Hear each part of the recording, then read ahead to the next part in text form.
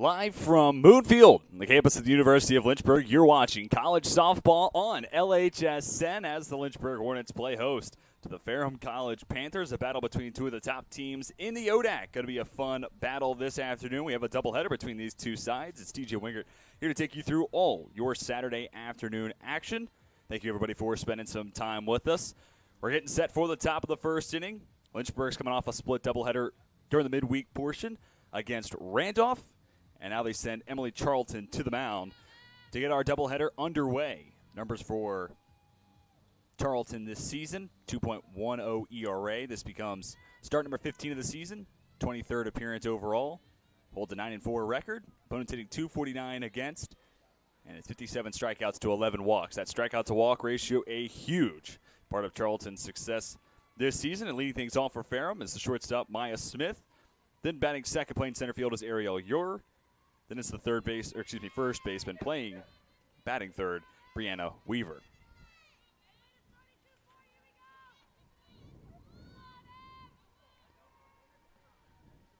Smith into the box.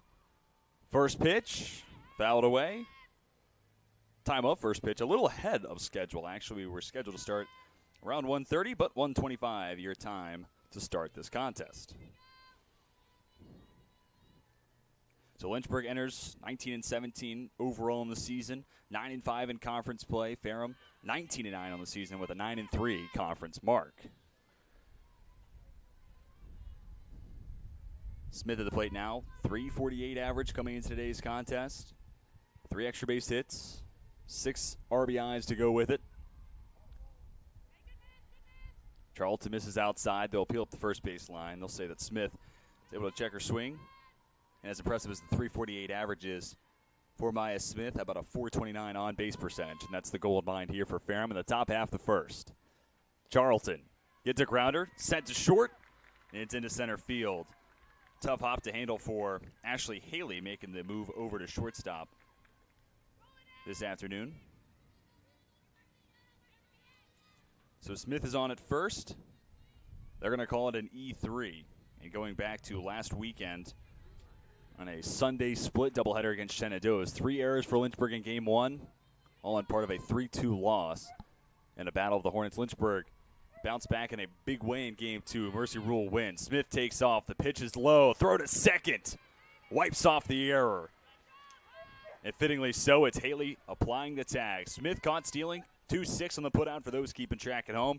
And Ariel Ure leads the count 1-0. Ure hitting from the left side. Looking to get a runner back on the base paths for Ferrum.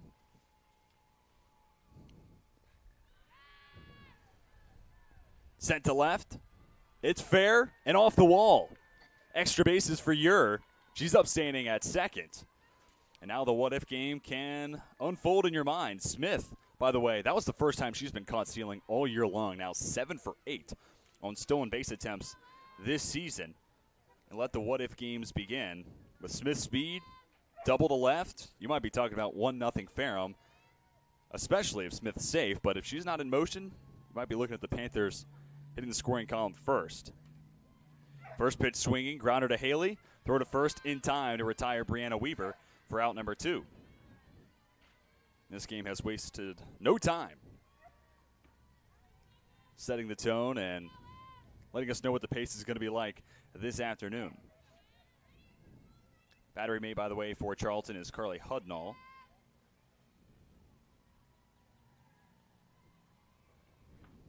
Haley, I beg your pardon, Charlton attacks the outside corner, gets a called strike. Back to Haley, though. Primarily been a second baseman this season. Shifts over to play short, where Lynchburg has had some fielding issues this year, and Leah Caldwell is the starter at second. Chop back towards the screen. Makes the count 0-2. Over at first is Sophie Tully, joined by all-conference honoree last year, Carly Cundiff, starting at third. The outfield from left to right has Jordan Brown in left. Out in center is Kaylee Hackett. And in right is Lexi Powell. Powell fields this one off a hop after the single. The throw to the plate. Might have been in time with the tag. Hudnall had her work cut out there to try to get that tag down. It's an RBI single that scores Ure, and Ferrum does Indeed, strike first. It's Lindsey Spears, the pitcher, helping herself out. RBI single to right. Ferrum leads 1-0.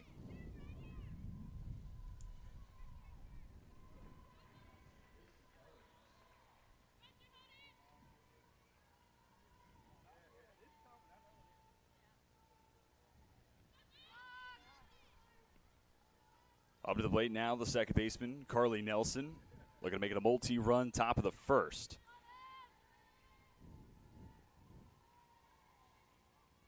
Nelson on the season, second best average on the team at .370. That trails just Brianna Weaver, grounded out to short earlier this inning.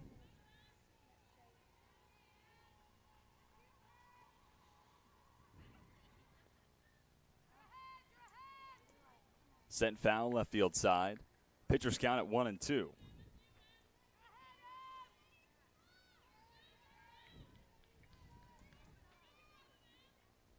Charlton a pitch away from holding the damage at 1. Southpaw into the windup. Gets a ground ball, shot foul up the first base line.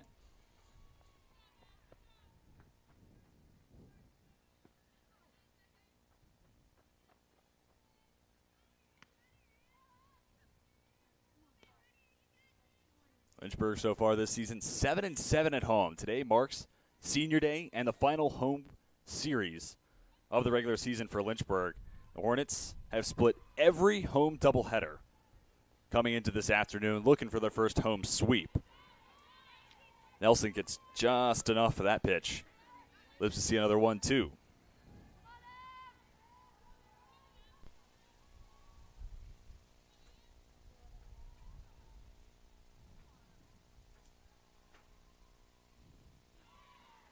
The 1-2 results in a strikeout. First of the day for Emily Charlton. Spears stranded at first, but the aforementioned Spears helps herself out and puts Ferrum on the board with an RBI single to right field. 1-0 your score as we head to the bottom of the first.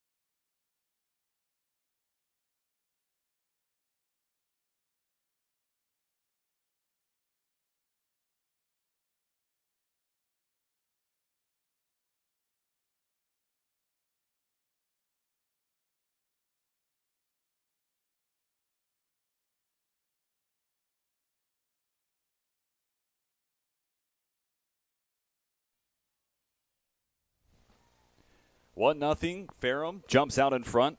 Leads as we head to the bottom of the first inning. It was an RBI single from Lindsey Spears, who stands in the circle for Ferrum. Spears, team best 1.87 ERA, 12-4 record. Today marks her 15th start of the season, 19th appearance. Up and over the century mark in regards to innings tossed, 101 to be exact. And it's 85 strikeouts to 29 walks for Spears. She'll start her afternoon taking on Carly Hudnall, then Ashley Haley, followed by Sophie Tully. And if any reach, we'll see Carly Cundiff step to the plate next.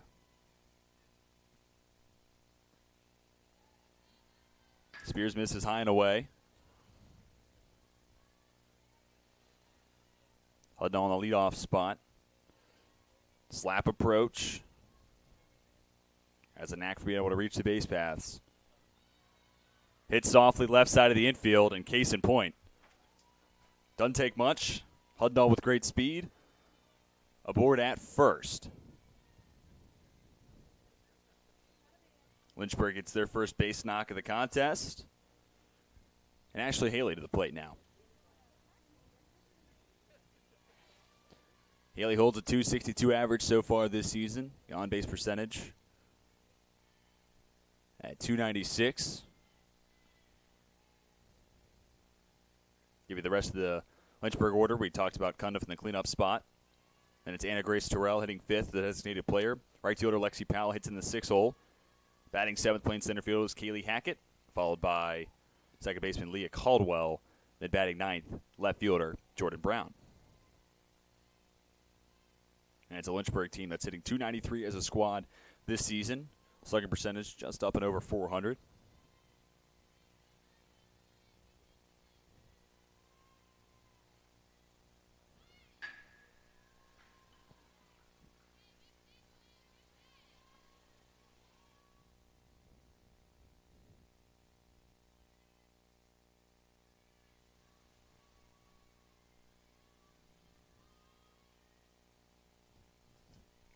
Spears into the windup. Gets a called strike on the outside corner and put the count at 1-2.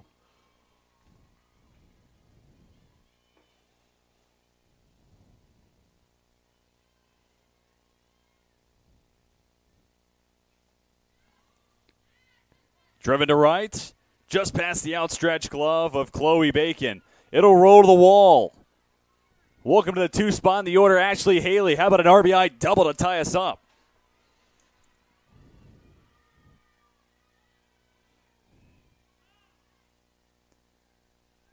Ferrum entered the half inning with a lead. 2 batters later, we're knotted up, 1 apiece. Ashley Haley picks up her 6th ribby on the season. Drives home Carly Hudnall. And now it's Sophie Tully stepping to the dish. The chance to give Lynchburg their first lead of the day. First pitch swinging, lined right side off the glove of Weaver.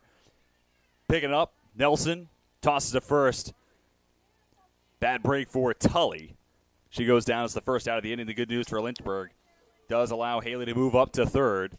And you're now another base knock or productive out, similar to what we just saw from Tully, for making it 2-1. And it's Carly Cundiff stepping to the plate.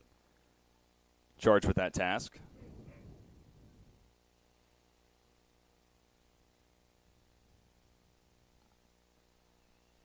Cundiff takes the first pitch she gets high. Third baseman, third-team All-Conference a year ago, as was Tully, who was just retired. And Cundiff enjoying a nice season so far. .325 average, 12 RBIs, 8 extra base hits, including 2 home runs.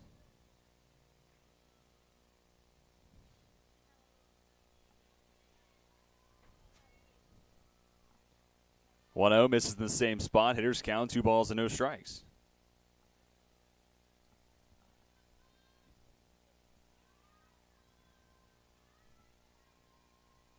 Correction, make the count 2-1. Spears pumps the heater past Cundiff. Count even at 2-all.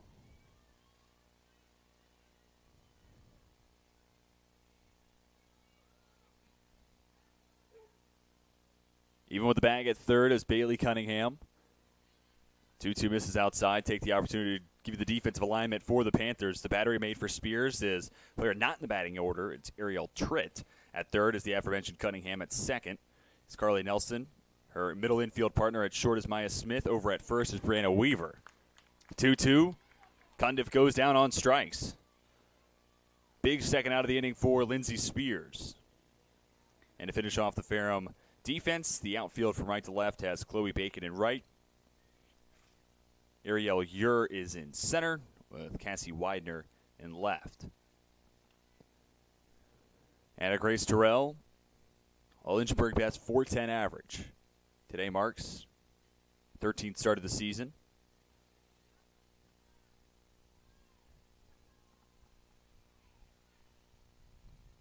Count grows to 2-0.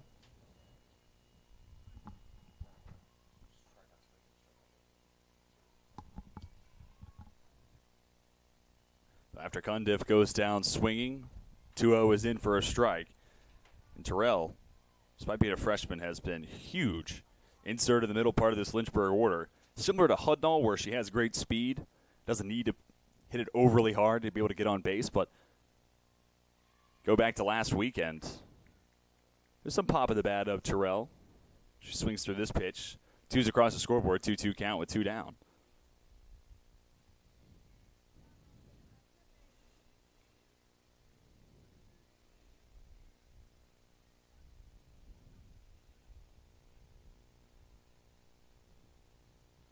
Close miss for Spears. Back to my point. It was a double, a hard hit double at that for Anna Grace Terrell in the split doubleheader last Saturday, playing host to number 10 Roanoke.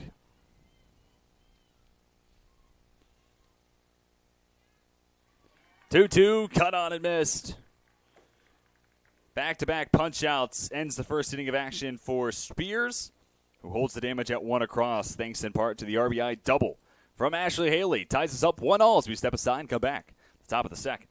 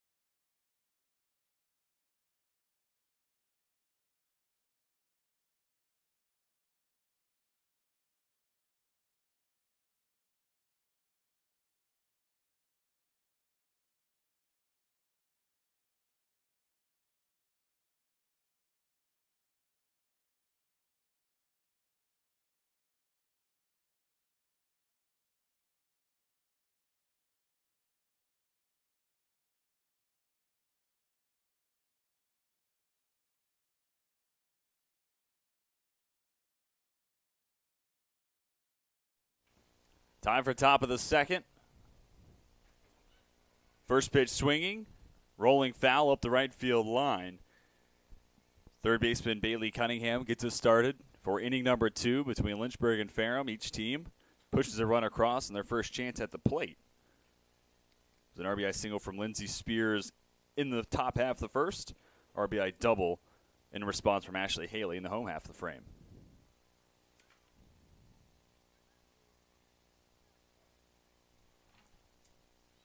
Charlton attacks the outside corner. That makes the count 0-2.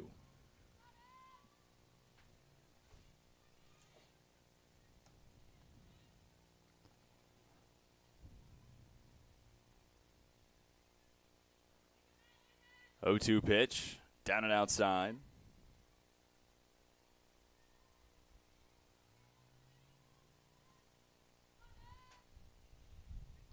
Numbers for Cunningham, a .296 average. 1-2 comes her way. Charlton misses the same spot. Charlton has a pair of doubles, also 1 home run this season. It's a Ferrum squad that only has 7 long balls this season, juxtaposed to 17 on the other side for Lynchburg. Grounder, back to the circle. Charlton fields, fires.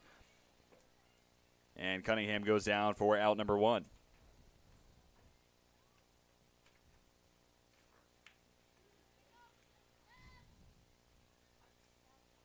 Chloe Bacon, the right fielder, to the plate for the first time this afternoon.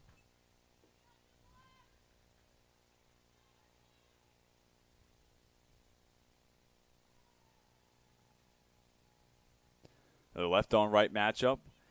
Only seen one left-handed bat in the Ferrum order so far this afternoon. That was center fielder Ariel Ure.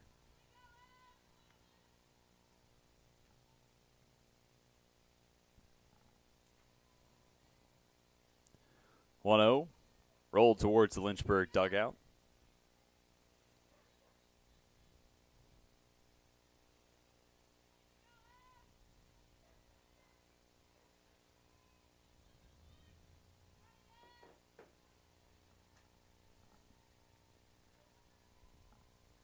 Even count, 1-1. Another ground ball, rolling foul at the third base line.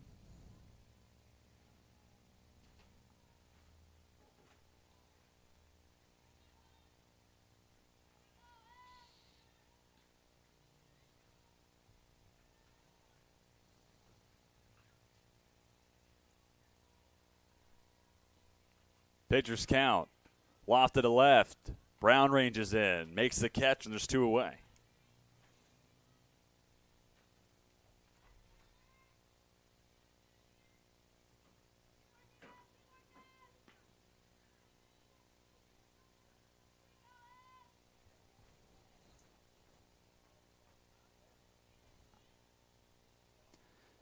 Second left-handed hitter this contest for the Panthers, Mary Jo Patterson, also the designated player, hitting for Ariel Tritt, the catcher for Ferrum.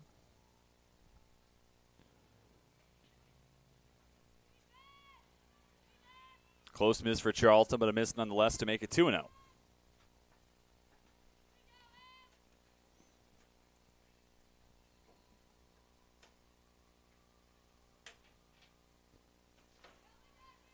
Charlton misses again. Lefty's been stellar all year long at avoiding free passes. Only 11 walks issued coming into this game through 93 1/3 innings tossed. But here, behind 3-0, grooves one down the heart of the plate to make it 3-1.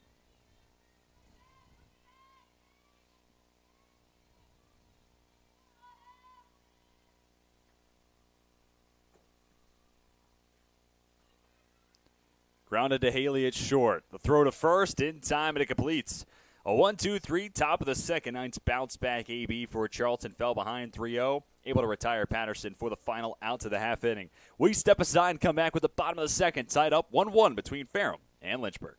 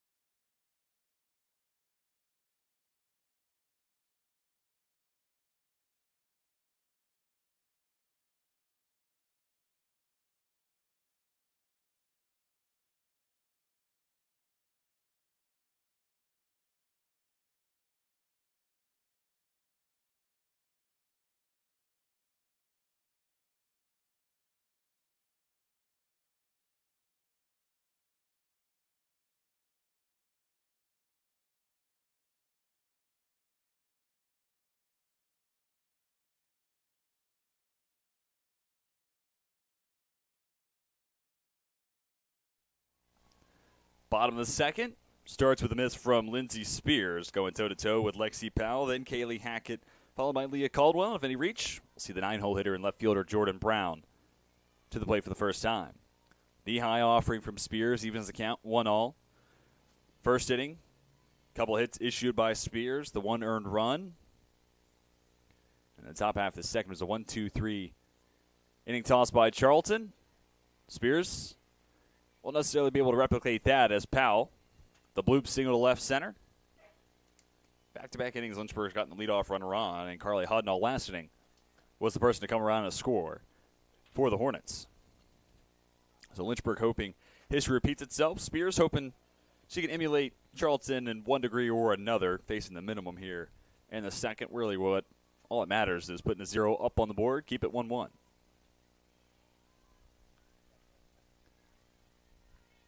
Ferrum starter misses outside to Hackett. Despite hitting in the 7 spot, Hackett hitting .311 this year, 24 RBIs, and she has come through some very timely moments. Powell takes off. The throw to second. Might have been there in time, but unable to apply the tag as Maya Smith. Great slide from Powell, who swipes second and moves into scoring position. Still on base for Powell. Good for her 7th on the year. Make that her 4th in 5 attempts.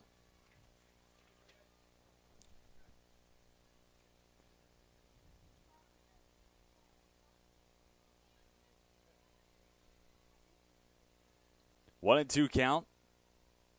Off speed. Well up above the letters.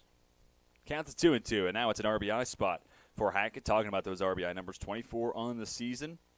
Good for second on this Lynchburg team, trailing just Sophie Tully with 29. Not hit overly hard. Backpedaling, the second baseman Carly Nelson makes the catch in shallow center.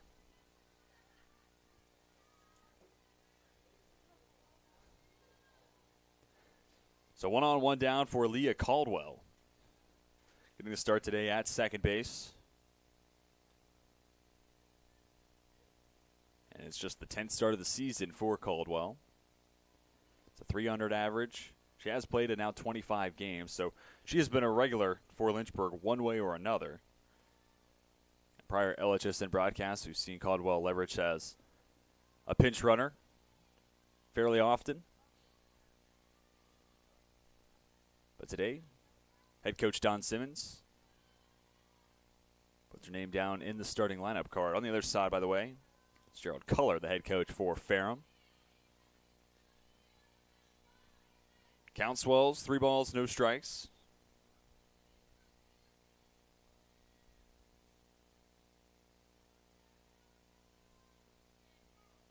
Spears able to fire a strike to make it 3-1.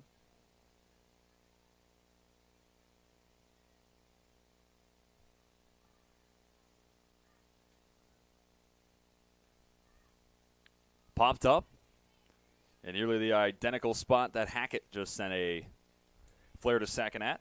Caldwell, second straight to be retired, P4.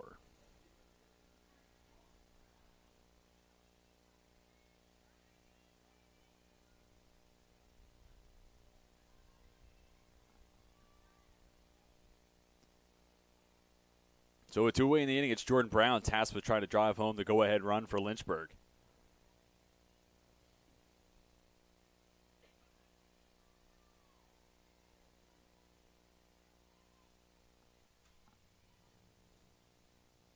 Oh, 1 on its way. Called strike 2.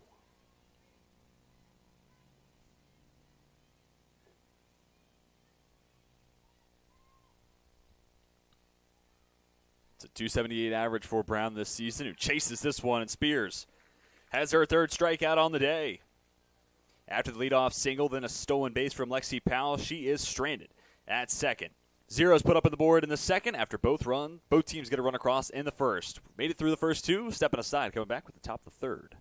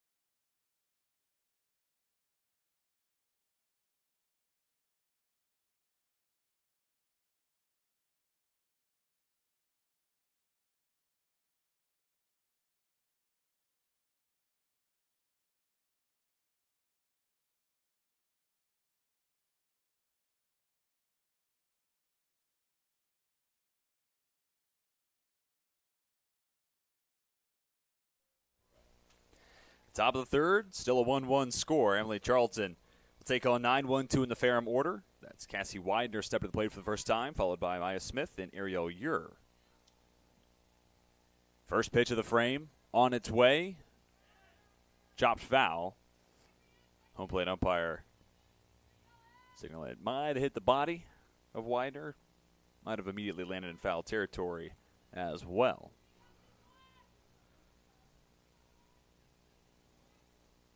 It was a 1-2-3 top of the second, tossed by Charlton. She's retired 4 in a row all told. 0-1. Sent to Haley at short.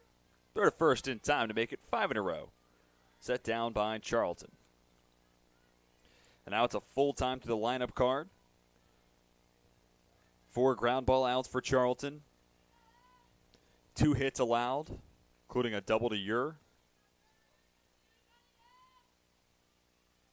and then 1 strikeout through that first time in the lineup card.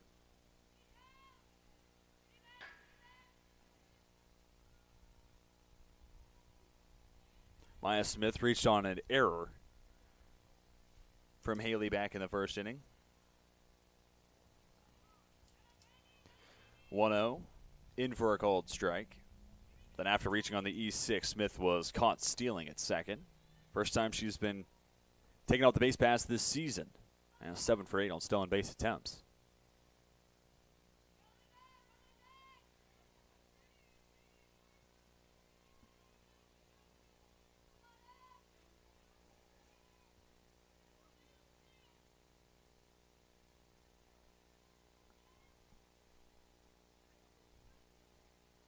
Two one, popped up in the infield.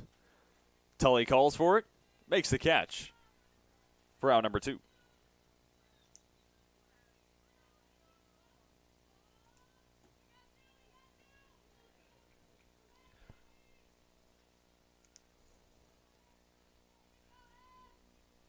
Ure had the double last inning, came around to score. One of just 2 left-handed bats in the lineup today for Ferrum. Poked it the other way, and I don't want to say poked, really drove it the other way. One hopped off the left field wall.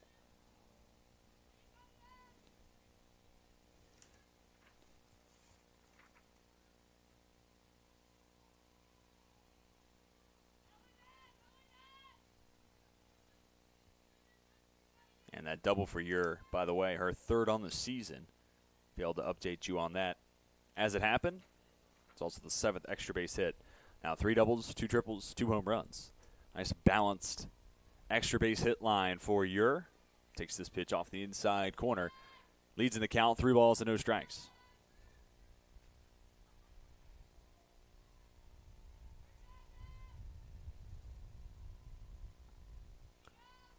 Charlton able to find the zone.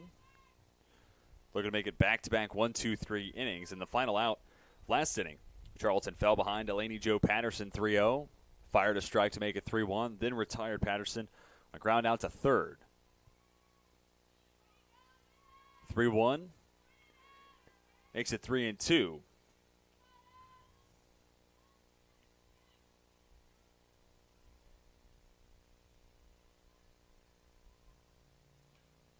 Payoff pitch.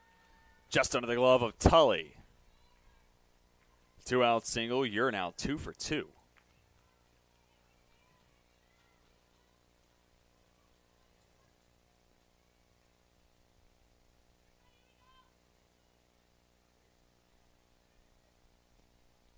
Brianna Weaver leads the way with a .375 average before today's contest. 0 for 1, however, with a ground out to short.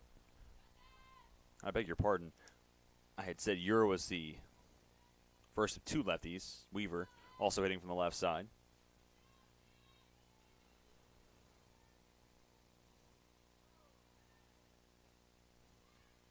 Back to short.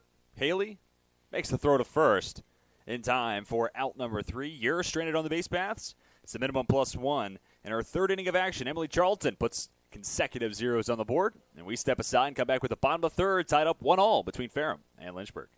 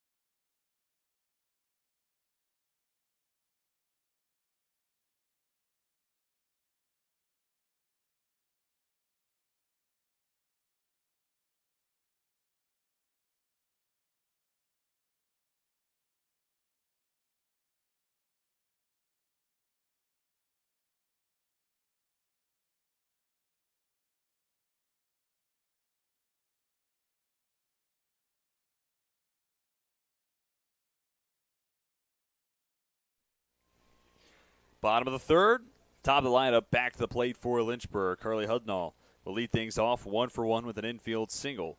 Her first time up. After Hudnall, we'll see Ashley Haley, then Sophie Tully. Second time the lineup card against Spears. First pitch swinging, foul ball off the bat of Hudnall. Goes right to Coach Don Simmons. 24th season as the head coach for the Hornets. Former player for Lynchburg as well, class of 1997.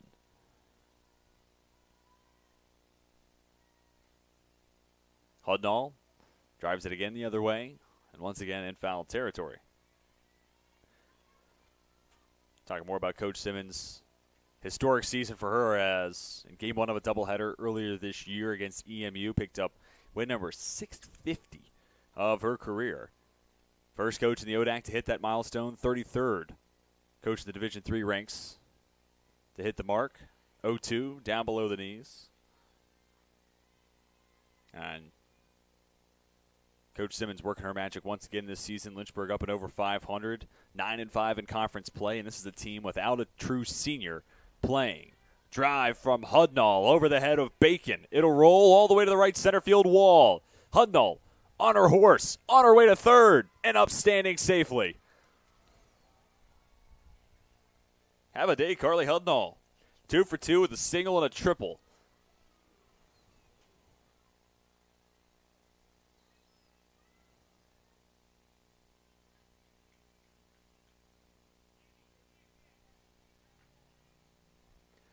RBI spot for Ashley Haley. She drove in the first run of the contest for Lynchburg. Haley sends it on the ground to short. Picked up. Smith makes the throw to first for out number 1.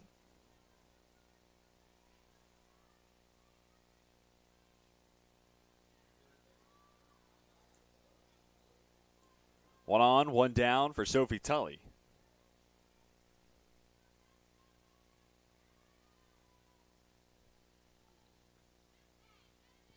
Tully's been a multiple-time athlete of the week for the ODAC. 0 for 1 this afternoon. One of the top bats in the conference with a .406 average. Slugging percentage at just under 700, OBP at .482. And when Tully was retired, it'll officially go down as a 3-4-3 ground out. She sent it off the glove of Weaver. Carly Nelson backing up the play at second. Was there to pick it up, make the underhand toss back to Weaver at first.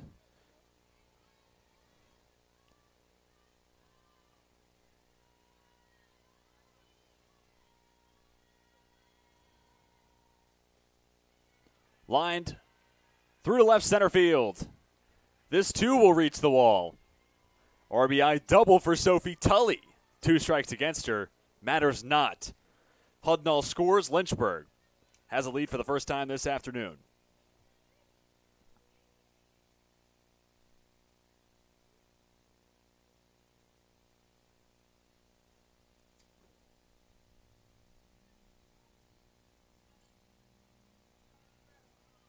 Coach Simmons comes out of the dugout.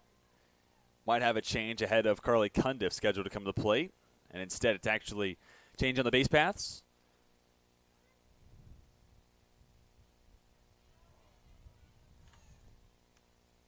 And it's grad student Cassie Powell standing at second to run for Tully.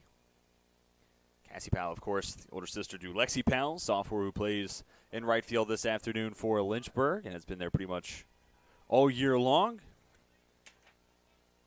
And, of course, you can't exclude volunteer assistant Danielle Powell, the oldest of the 3 sisters.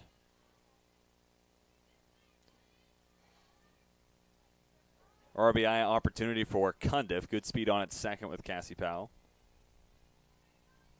Fouled off the first pitch she got. Cundiff went down swinging in her first AB, the first of consecutive strikeouts for Spears to get through the first.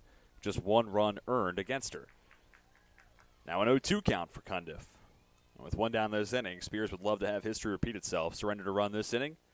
We'll take on Cundiff now. Anna Grace Terrell, on deck. 0-2, high and away, and Terrell, of course, the latter half of those 2 strikeouts in the home half of the first.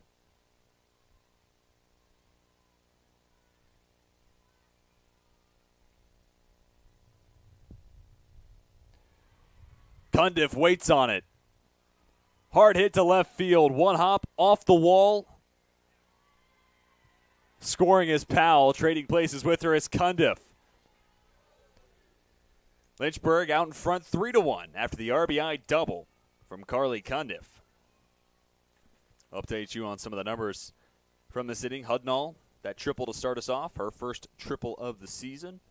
The RBI double for Tully, her 11th double of the season, RBI number 30, and for Cundiff, standing at second with her 6th double of the season and RBI number 13 on the year.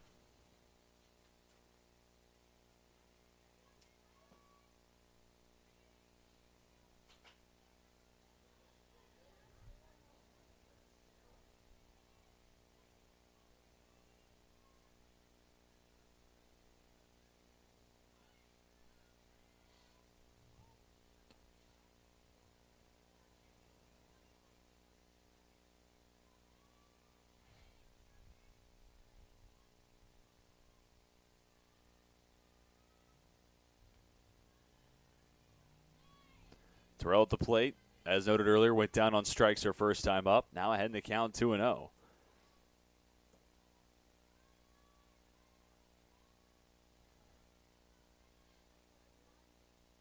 Letter high, nicked into the glove of Tritt. Counts at 2-1.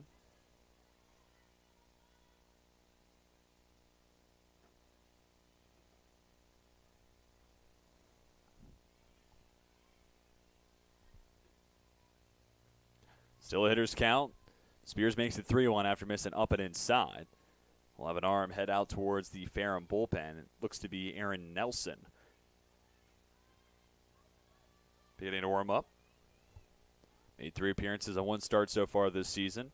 3-1 to Terrell off the outside corner.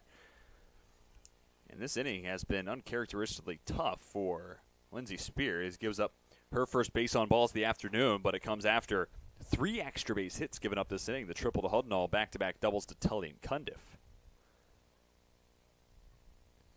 Coach Simmons making their way up the third base line as out of the first base dugout comes Ferrum head coach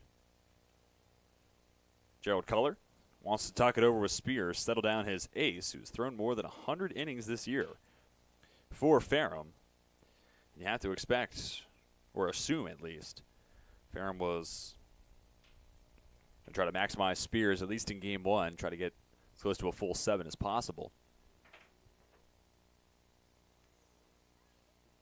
After Spears, when looking at this rotation, next most innings is Maggie McCray at 53 2/3 through 14 appearances and 12 starts. May well be the starter in game 2.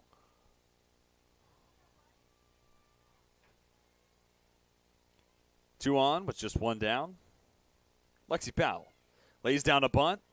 Up and over the glove of Spears. Backing up to play it short is Smith, but the bases are now loaded for Lynchburg. Cundiff moves up to third. Terrell now at second. Lexi Powell aboard at first.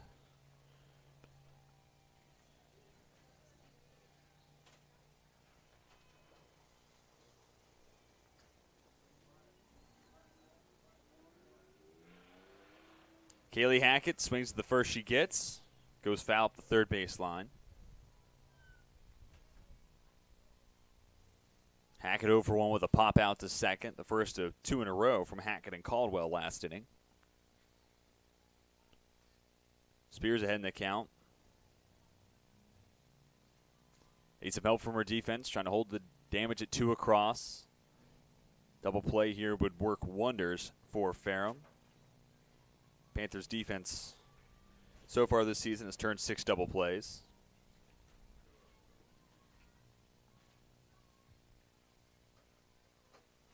Oh-2 on its way.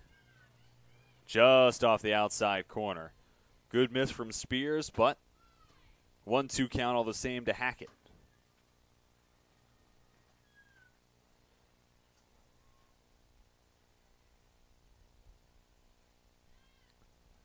Popped up and out of play on the first base side.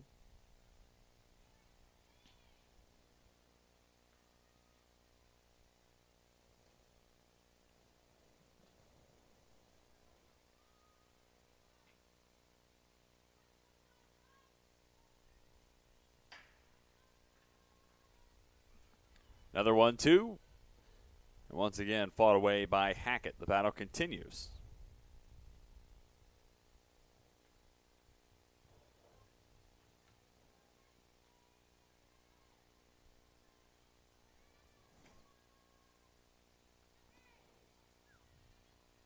Another miss off the outside corner. Give a ton of credit to Keely Hackett at the plate right now. That's a tough taker on that last pitch. Spears elevates, let her high. Hackett lofts it to left. Widener makes the catch. Either runner will try to tag and advance. Hackett down on the F7. Kunda folds at third. Terrell behind her at second. Powell on at first.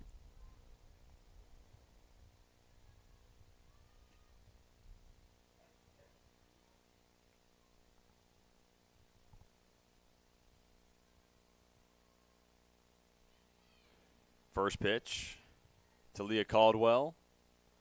Becomes a called strike.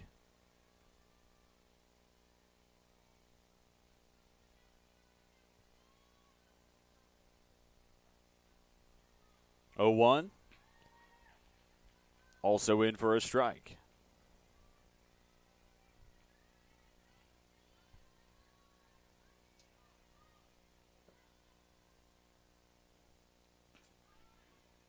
The 0-2 offering, rolled foul up the third base line. For those wondering, it's going to be charged an E1. That put Powell aboard. 50th error of the season to go against Ferrum.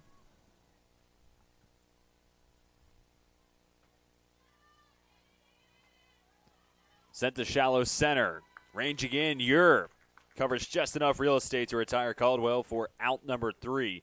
Bases left loaded, but 2 runs come across for Lynchburg, and the Hornets jump out in front 3-1. As we step aside and come back with the top of the 4th on LHSN.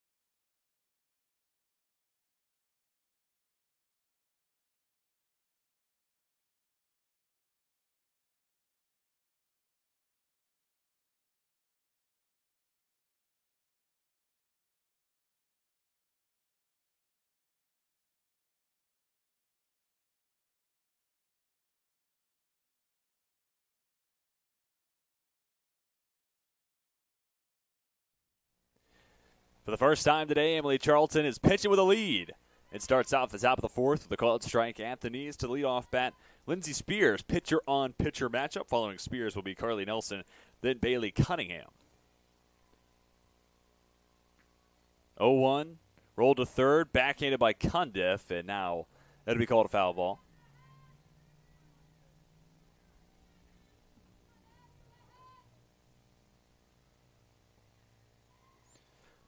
Pitchers count at 0-2. Spears had an RBI single to put Ferrum on the board in the top half of the first. Open up our game scoring.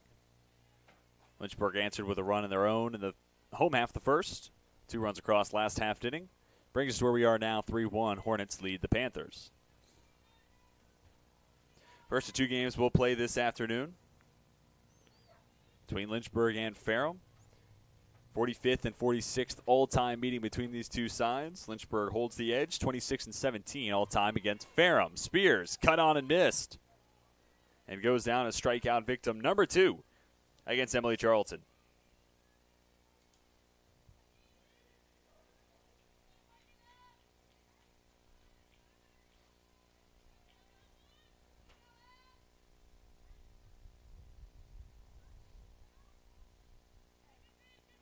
First pitch popped up and out of play by Nelson. Nelson was the first strikeout victim against Charlton.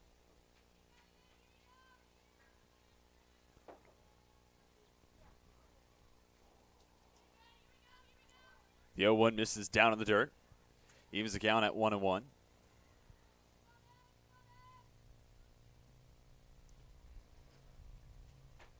Nelson this season hitting .370.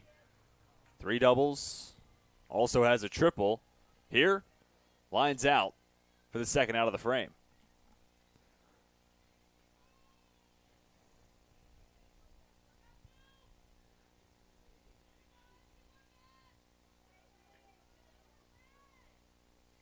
Looking to keep the inning alive. Bailey Cunningham to the plate. Was a leadoff hitter in the second. Grounded out to the mound. After the line out to short. 3 in a row retired by Charlton, who before a 2-out single from Ariel Ure last inning had set down 6 in a row. All that to say, it's 9 of the last 10 in the Ferrum order to be retired by the Lynchburg starter.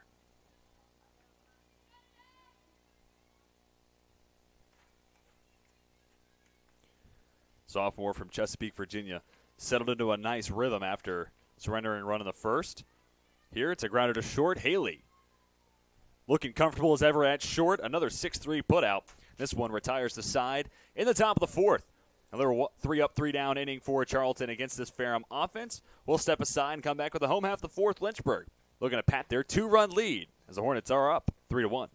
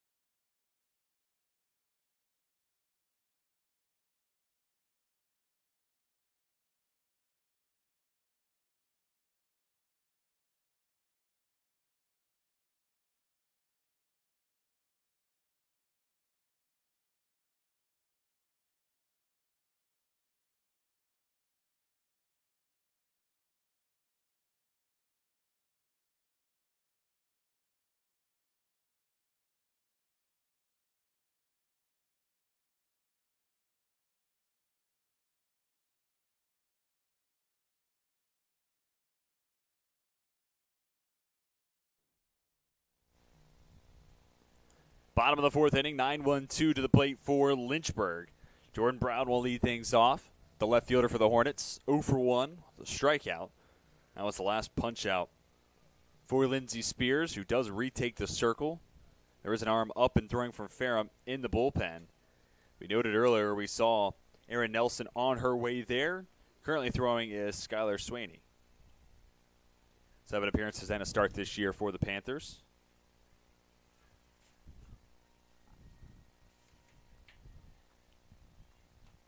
First pitch, hit to the screen, and we actually have a pinch hitter here.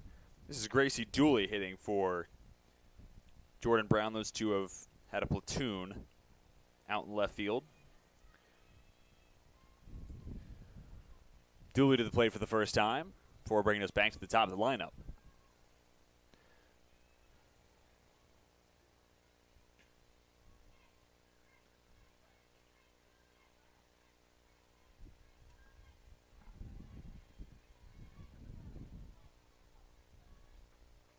One.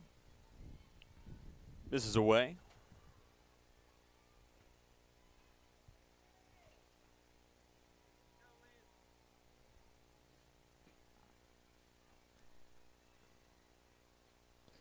Dooley lofts one to left.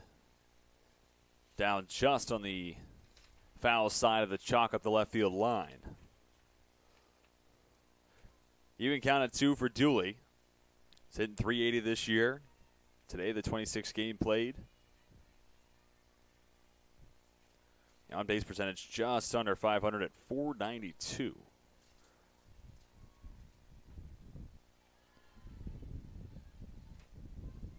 Another miss off the outside corner for Spears. Giving up just 1 walk to this point, but has surrendered 6 hits and, of course, 3 earned runs to Lynchburg, to where we are now. Payoff pitch. Line on the right side, laying out. Nelson won't get to it. And it gets past Paikin in right field. Dooley will hold at first, so it's just a leadoff single. Lynchburg 4 for 4 now, getting the leadoff runner on. Single from Hudnall in the first, single from Powell in the second, leadoff triple from Hudnall last inning, and now Dooley here in inning number 4. Speaking of Hudnall, 2 for 2 with a single and a triple. Now has a runner on ahead of her.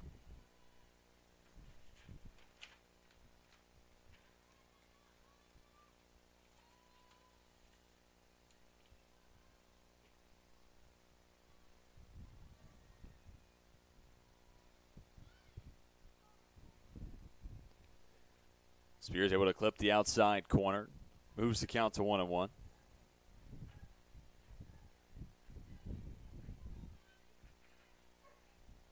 See the Lynchburg dugout. Cheering on Dooley. Takes this offering off the outer corner.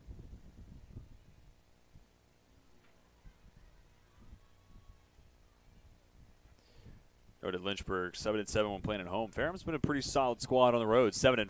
Hudnall gets the bunt down. Throw to first is in time. Spears firing over to Weaver.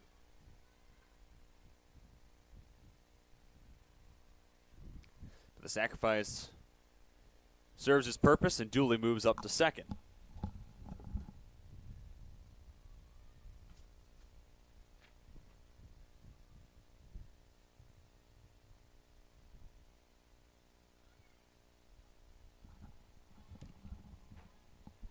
First pitch in the at-bat to Ashley Haley becomes a called strike. Haley, been stellar in the field so far. After E6 in the first hitter of the game, Haley's been solid ever since. Had the plate 1 for 2 with an RBI double. Here, Haley pops this one out to Nelson at second and becomes the second out of the inning.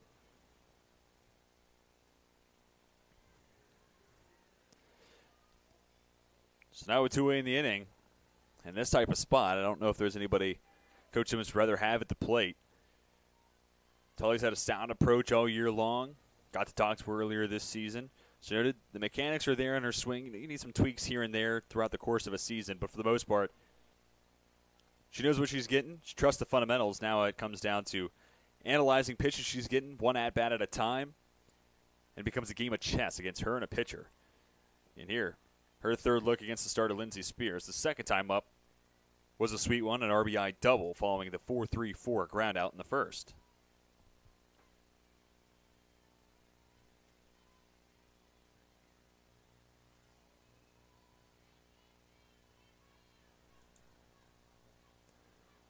Spears misses low and inside.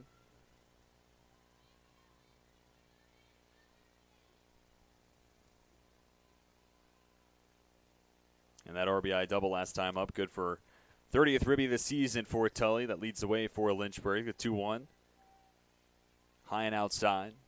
Count swells to 3 balls and a strike. Tully reaches Carly Cundiff.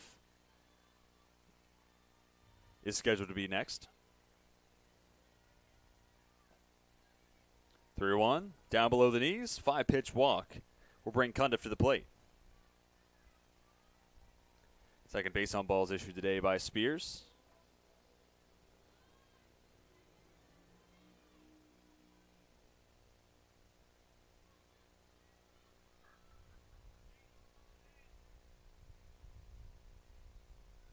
First pitch swinging, Cundiff gets a pitch in on her hands, able to fight it off. Hung up for a moment. Ariel Tritt couldn't locate it.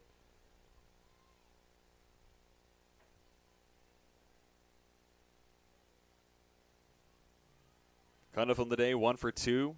Just like Tully was an RBI double her last time up.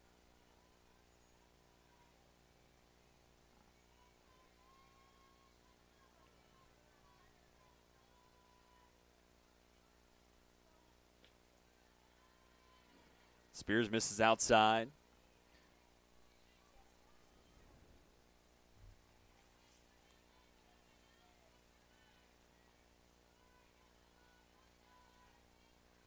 Double last time up. Good for the 13th RBI of the season for Cundiff. Came in today hitting .325 on the season.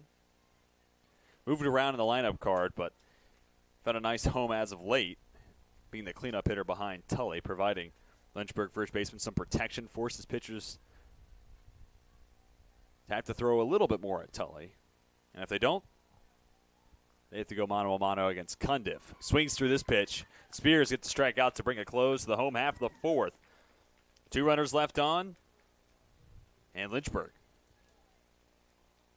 maintains a 3-1 lead as we step aside and come back with the top of the fifth. Hornets out in front of the Panthers, coming to you on LHSN.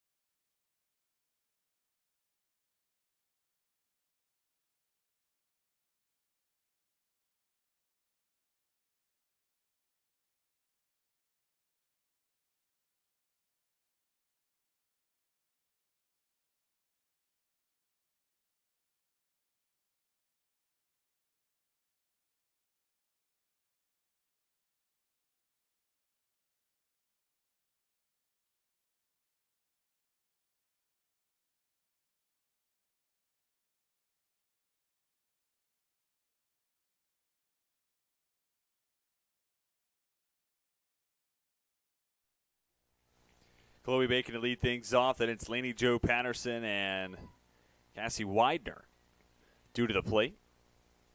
Emily Charlton retakes the circle. Gets a fouled off first pitch fastball from Chloe Bacon. Starts to count at 0-1. It's 4 in a row retired by Charlton after a 1-2-3 top of the fourth.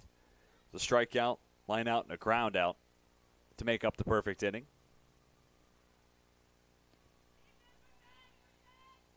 Bacon at the plate. This is her second time up. Flew out to left field in her first AB.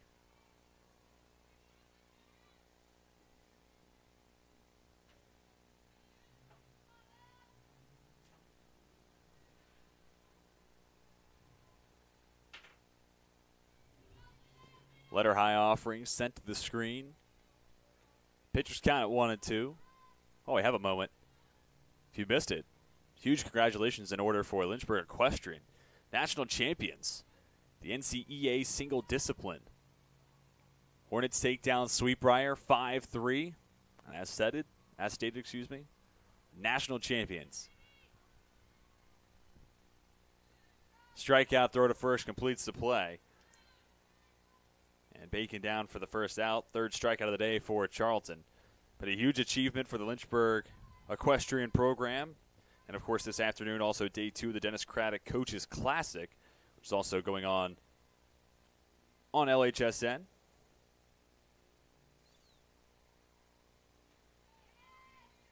Patterson takes the first pitch she gets. Count starts at 0-1.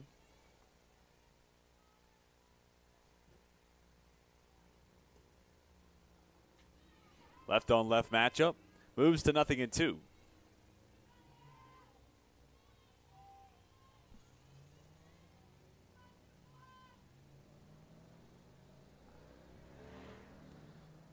Charlton just misses off the outside corner. Left-handed starter, a pitch away from making it 5 in a row retired.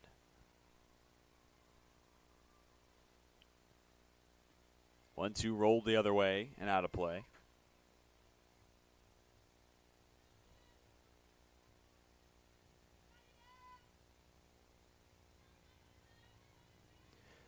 Charlton enjoyed a nice afternoon, only surrendered 3 hits, 2 of which came in the first inning. Fly ball to center. Hackett ranges in, is there to make the catch for out number 2. Cassie Widener to the plate now.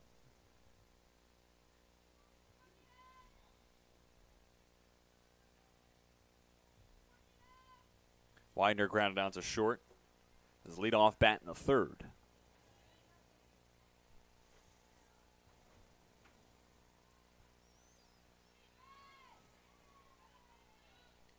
First pitch, a called strike.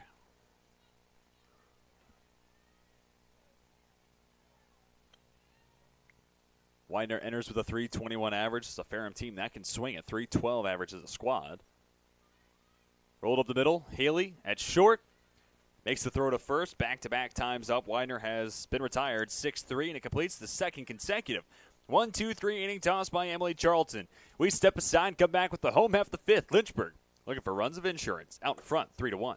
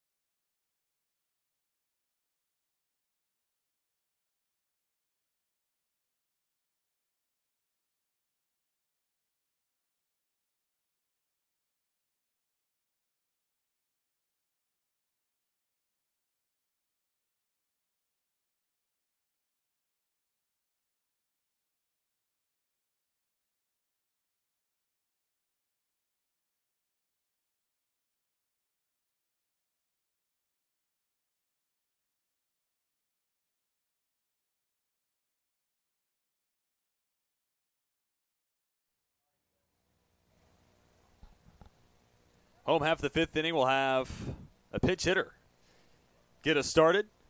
Sarah English will hit for Anna Grace Terrell. And then it's scheduled to be Lexi Powell, then Kaylee Hackett to go toe-to-toe with Lindsey Spears, who stays out on the mound for Ferrum.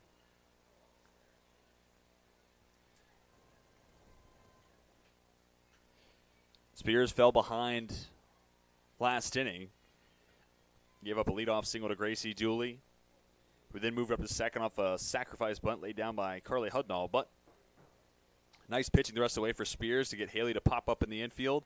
Turn her to walk to Tully, but then bounce back with a strikeout against Cundiff to put a 0 up on the board. English behind on this pitch. Now trails the count 0-2.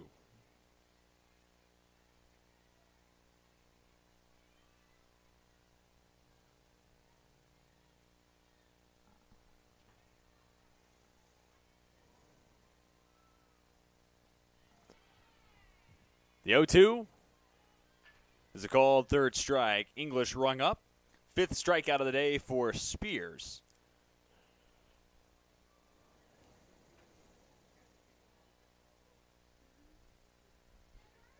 Powell back to the plate, reached safely both the first two times she's come up.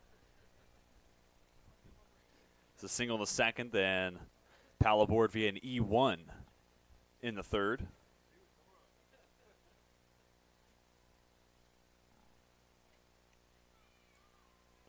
Spears pounding the strike zone. Here to start the bottom of the fifth. Evens the count at 1-1. Lynchburg with a hit in every inning. It's where we are now. 2 in the first, 1 in the second, 3 in the third, and just a single base knock last inning.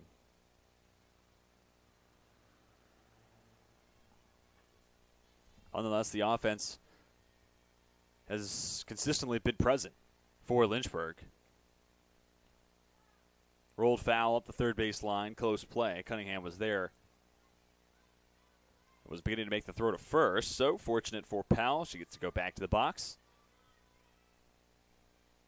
And try it all again, 2-2 the count. between Powell and Spears.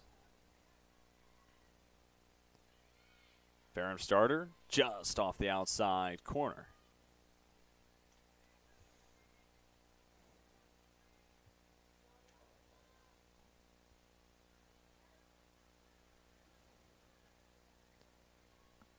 Three-two, high and outside.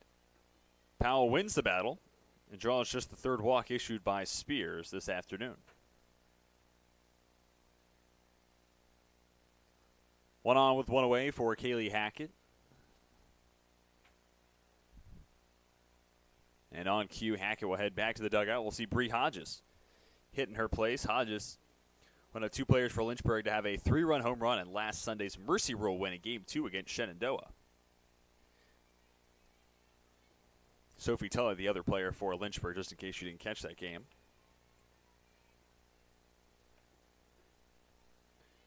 And that long ball, the third of the season for Hodges. And that brings her RBI total up to 11. First pitch, high and outside.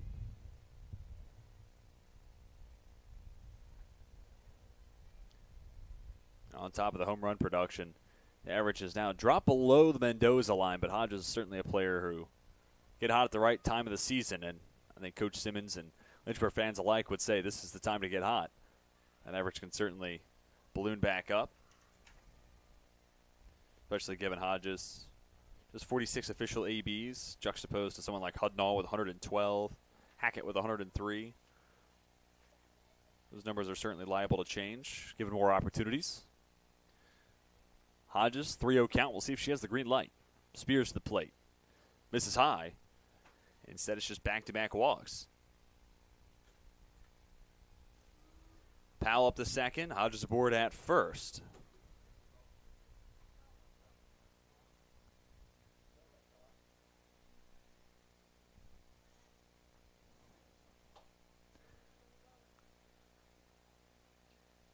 Conference on the mound. Coach Culler trying to settle down Spears. Second trip he's made towards the circle.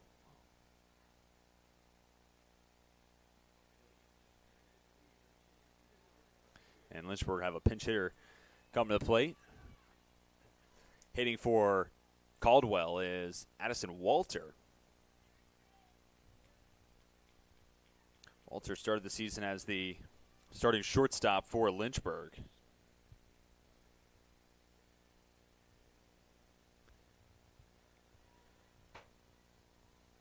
And we started to become accustomed to seeing Ruby Stewart as the starting shortstop for the Hornets. And today it's actually Haley, and I'd say Haley has looked really good in that spot.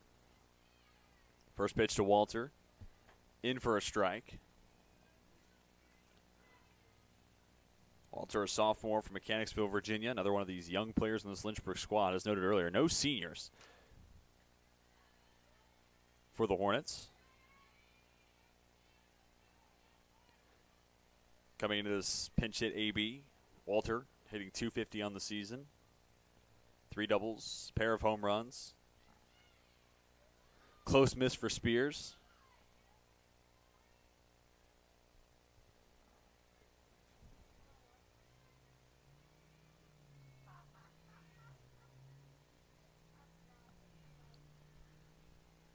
Two one. Drops below the knees. Now Spears in danger of issuing her third consecutive free pass. She came in this inning with 2 walks on the day.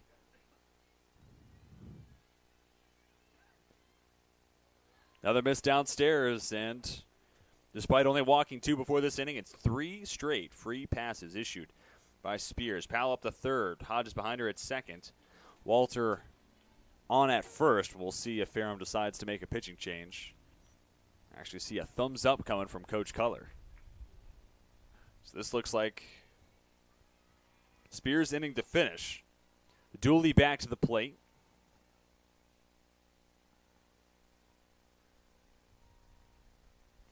First pitch swinging. Hit hard to left. Ranging back. Widener won't get to it. 1 hops the wall. 2 runs will score. Lynchburg doubles their lead. And the Hornets now out in front 5-1.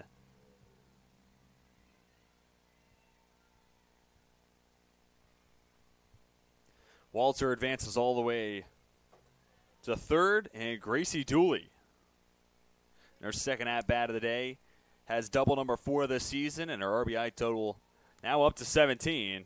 It'll be another trip to the mound and a pitching change coming soon for Ferrum. We'll step aside, and when we come back, we'll tell you about the new arm for the Panthers. Lynchburg with 2 runs, now up 5-1.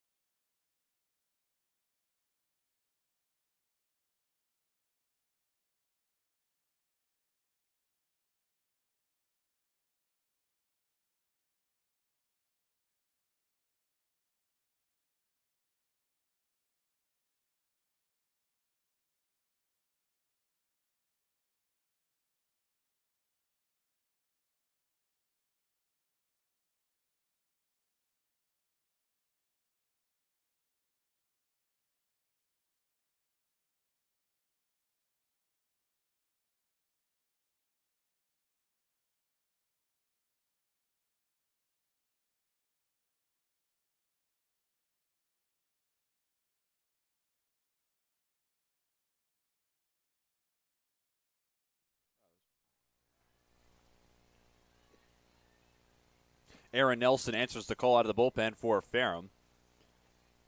Aaron Nelson, the younger sister, or younger of a familial connection with Carly Nelson, out at second. I don't want to assume sisters, but in a battle against Carly Hudnall, it's a single to center. Throw to the plate, not in time. 2 more runs across. Hudnall moves up to second on the throw to the plate. It's Walter and Dooley scoring on the play. Hudnall makes it 7-1 Lynchburg. Keep in mind, we're in the bottom of the 5th. Lynchburg, with 2 more runs, could end this game early via the mercy rule.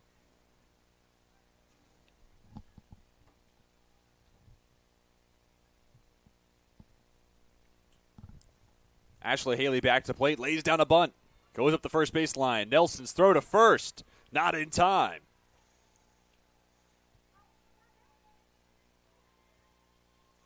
Hudnall up to third.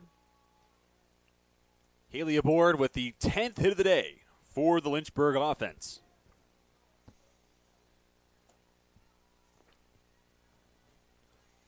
Tully with a chance to drive in those 2 runs. 1 for 2 today for the Hornet first baseman, Drew Walker, last time up. Runner takes off, throw to second. Haley dead to rights.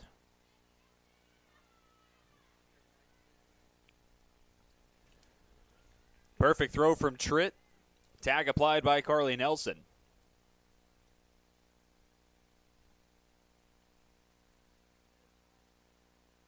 Coach Simmons comes out of the dugout,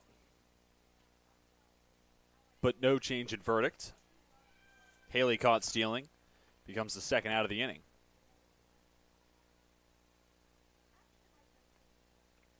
Haley now been caught stealing 3 times this season, 6 for 9 all told on the year.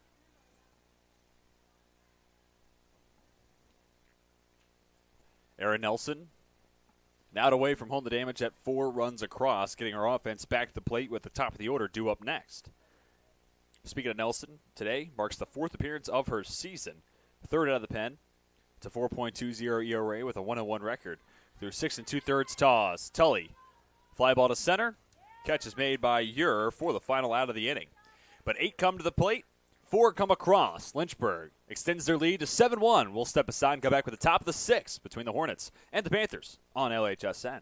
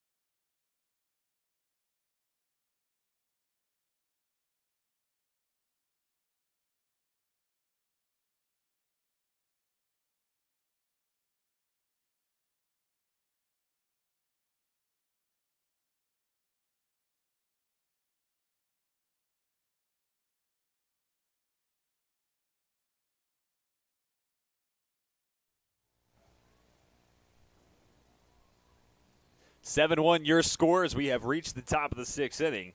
Ferrum is scheduled to send Maya Smith, Ariel Ure, Brianna Weaver to the dish, and Emily Charlton stays out on the mound. Should be noted, Charlton, she's able to get through this inning as well as the 7th one. She'd be in line for her 10th win of the season, but also has a shot and a pathway to her 7th complete game of the season. Maya Smith will lead us off.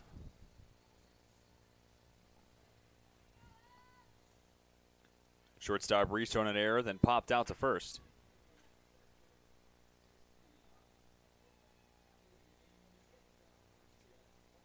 We do have some defensive changes. Catch you up on for Lynchburg. Gracie Dooley is in left. Addison Walter, your new shortstop for the Hornets. And in center is Bree Hodges. So the defensive change is taken care of. Smith can come to the plate 0 for 2, also been caught stealing.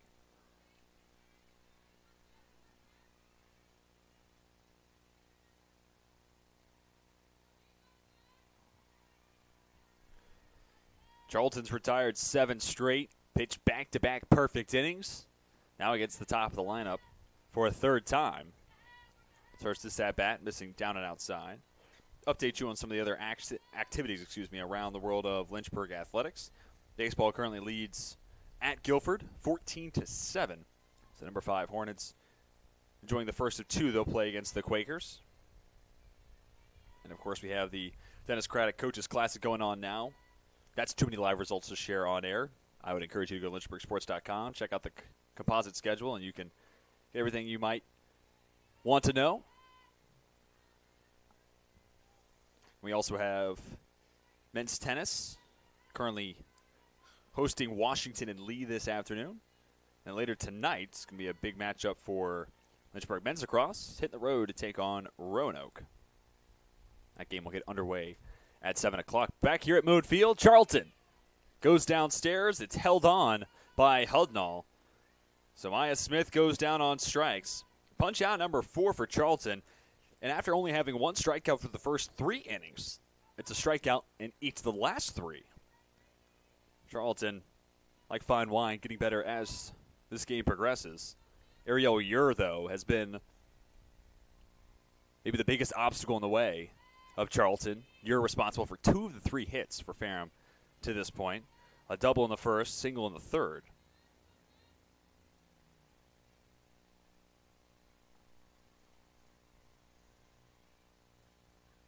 Left on left battle. This one slapped the other way and out of play. You look at the other 2 left-handed bats in this order for Ferrum. On deck, Brianna Weaver, 0 for 2 with 2 groundouts to short. Down in the 8th spot, Lainey Jo Patterson has grounded out and flown out. So the other 2 lefties combined 0 for 4. It's Ure enjoying a ton of success this afternoon against Charlton. 1-2 on its way. Off the outside corner it goes, and we're even at 2-2. There we go. Ure, one of the best bats in the ODAC in and of itself. 3rd team all-conference a season ago. Comes in today hitting .333 on the season. And Ure now 3 for 3. Throw to first from Powell, not in time. That's just a great piece of hitting there. Ure falls behind in the count, gets it back to an even state. It's not hit overly hard, but it just comes down to a fact of put the ball in play. Good things tend to happen because you're either forcing the defense to come up with a stop or you're finding a hole, and that's exactly what Ure does on this single. 1 on, 1 away. Brianna Weaver back to the plate, as noted. Has grounded out to short each of her first 2 times up. And again, sends one to short. Wicked hop against Walter. And it'll be ruled a single for Weaver, her first hit of the day. You have to feel bad for Walter, who, after seeing Ashley Haley be charged with an error the first hitter of the game, after that, Haley was as clinical as it could get in that spot. But now Haley gets the first grounder set in her way. Walter gets the first grounder set her way and takes a wicked hop up against her. It's a .936 fielding percentage this season for Walter, 5 errors.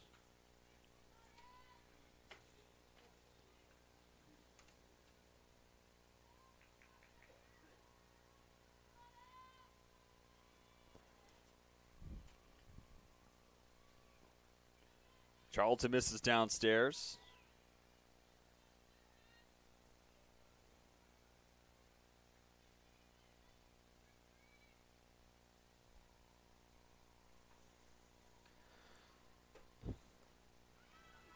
Sent to right, deep drive will make it all the way to the warning track. One hop and it's at the wall. Throw to second.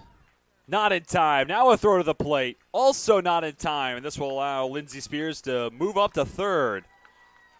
2 RBI double. And Spears advances to third on the throw home. Ferrum gets 2 of the 4 back and makes it a 4-run difference.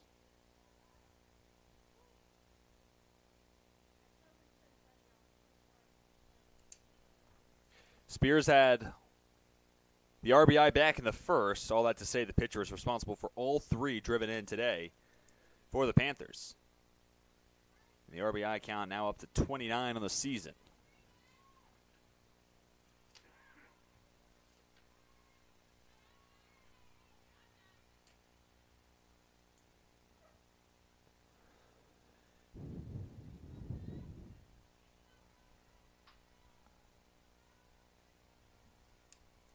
Carly Nelson, the next to the plate.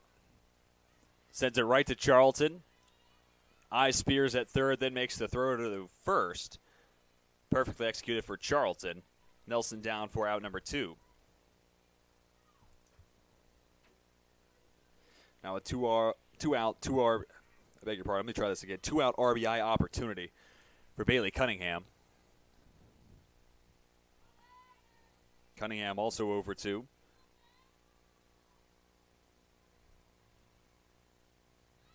Off speed, drops in belt high for a called strike.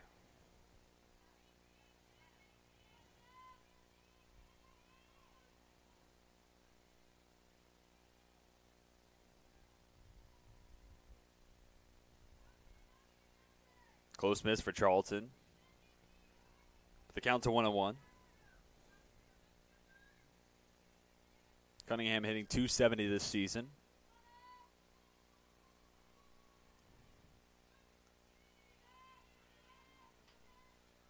Charlton misses off the outside corner. Cunningham at the plate now. On deck, it's scheduled to be Chloe Bacon. Lined off of second base. And it's an RBI single for Bailey Cunningham, her first base knock of the afternoon. And it drives home Spears. And Ferrum now trails by just 3.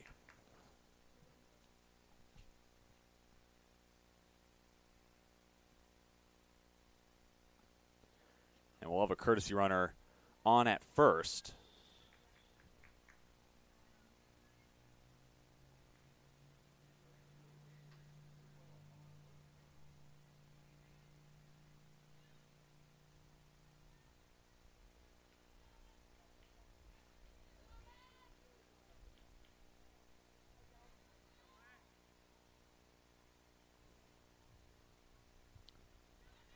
First pitch swinging, cut on and missed.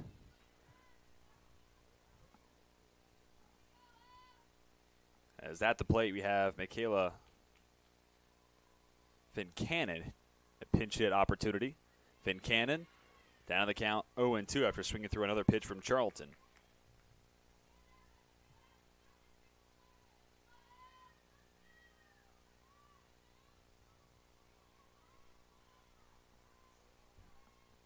The 0-2, just off the outside corner.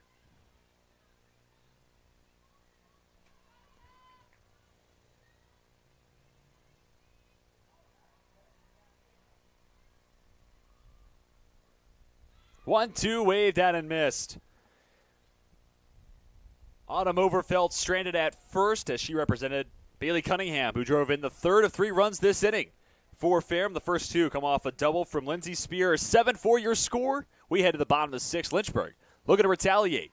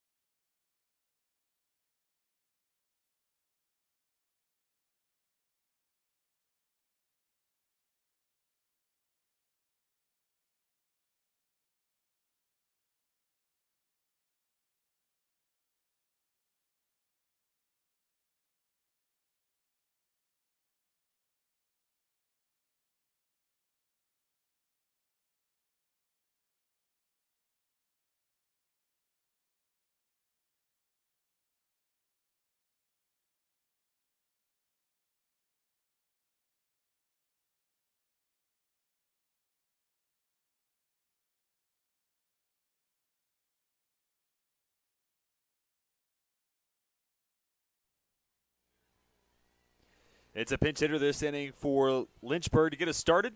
Skylar Sams steps to the plate for the first time this afternoon and hits in the place of Carly Cundiff. Top half of this inning sees Ferrum plate 3 runs to make it a 7-4 contest. Lynchburg played it 4 last inning, and that had the lead at a spot where Lynchburg was knocking on the door of a potential mercy rule win. Ferrum puts that thought to the side. That brings us to where we are now in the bottom of the 6th.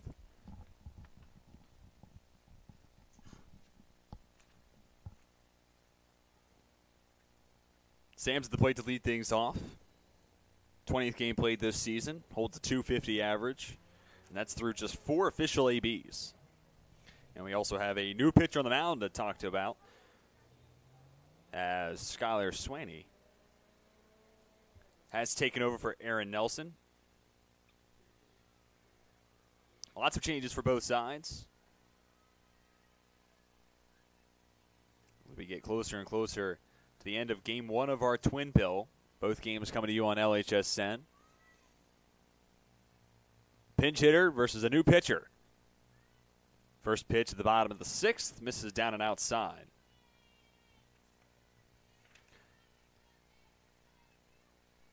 For Swaney, this becomes her 8th appearance of the season. Second best mark on the team with a 2.14 ERA through 16 1/3 innings tossed. 9 strikeouts to 11 walks, and that's going to be the thing to keep your eye on this afternoon. Swaney's able to control the strike zone. She's had a fair amount of success, especially considering opponents hitting just 156 against. Counts 2-0.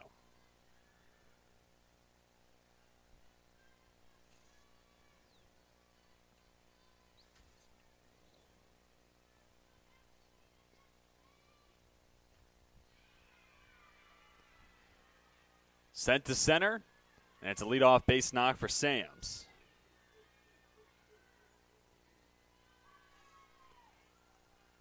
And every inning but the 5th, Lynchburg has had the leadoff runner on.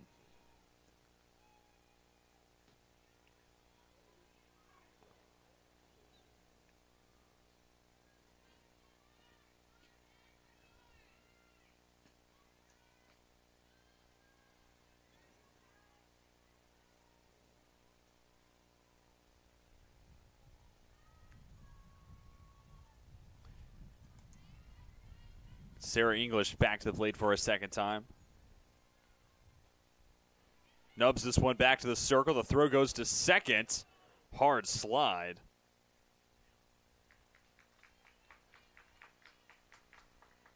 English will stay on at first.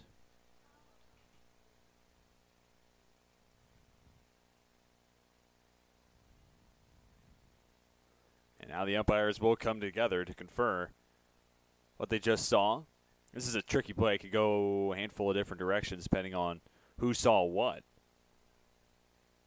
Could be a slide that results in English being called out at first as well. Coach Simmons might be trying to lobby that there was no path to the bag with Nelson in the way of Sams. So we'll have to wait for a verdict.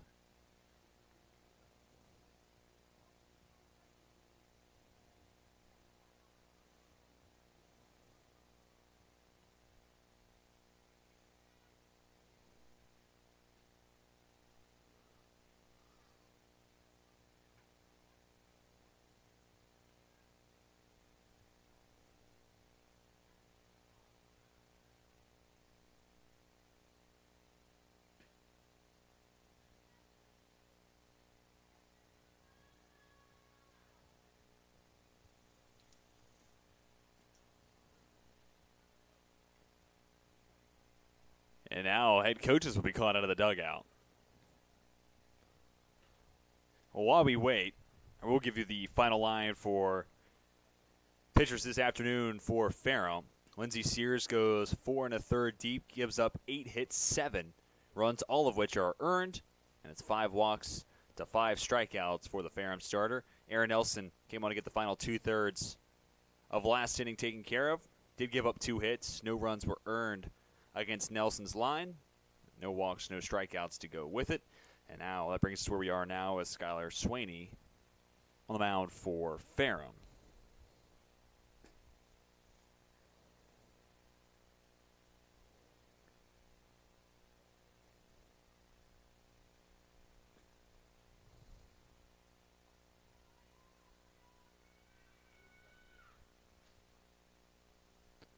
Well, both coaches back in the dugout. So there's a potential warning of sorts. This is an ODAC game, and there's a lot on the line. And sometimes when you see a hard slide in a second or something similar, you just want to try to bring it to a halt where it stands there. Lexi Powell at the play with English still on at first.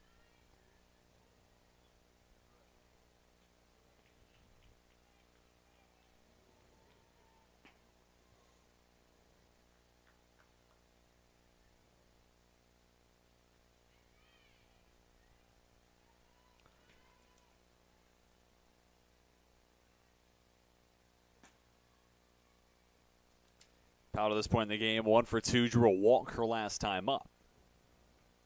1-1, rolled back up the middle. Unable to field it cleanly as Smith at short. Certainly close, but I think they might err on the side of a correction. They're actually going to call this an E6. That's tough. Powell is running hard up the first base line. It's not your middle infielder. You have to take a glance to second, do your due justice there. And maybe Smith takes her eyes off the ground or her way just long enough. They're going to charge her with the second error of the game for Ferrum. English moves up to second. 2 on, just 1 out for Bree Hodges.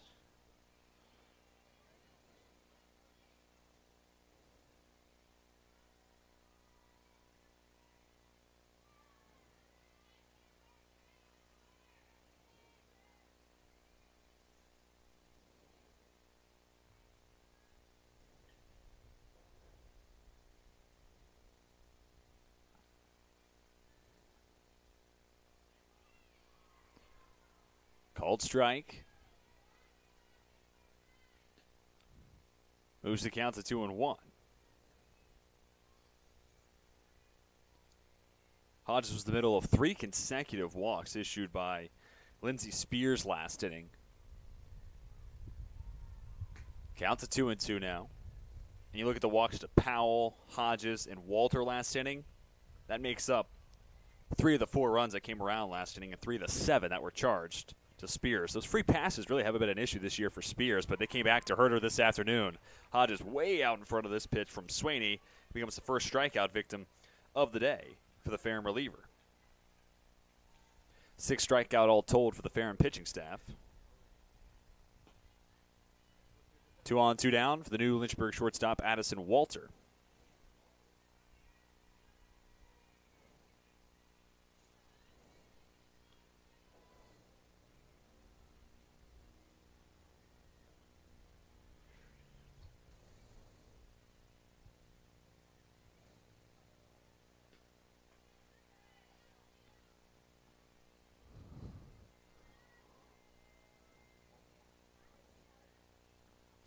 One 0 on its way to Walter. Evens the count at 1-1.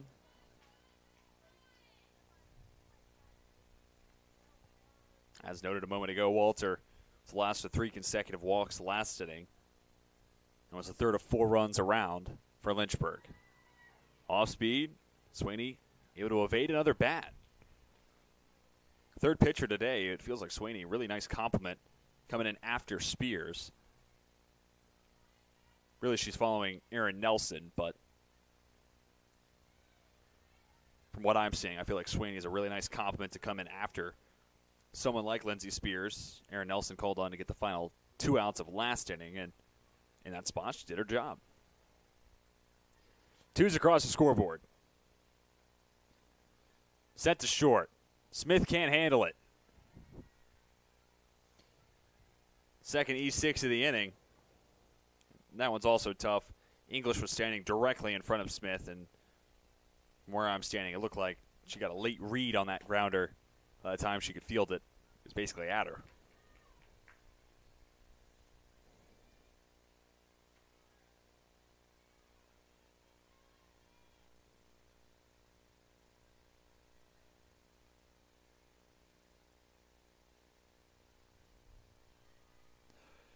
Gracie Dooley coming off the big RBI double last inning. Jumps out in front, leads his count 1-0.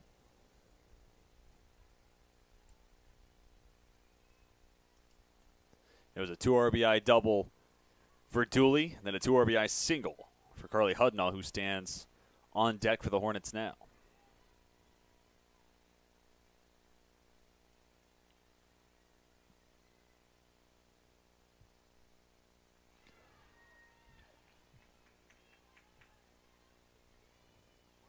With a called strike 2.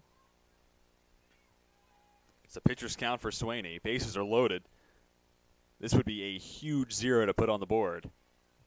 Next to the Lynchburg line. 1-2, cued foul.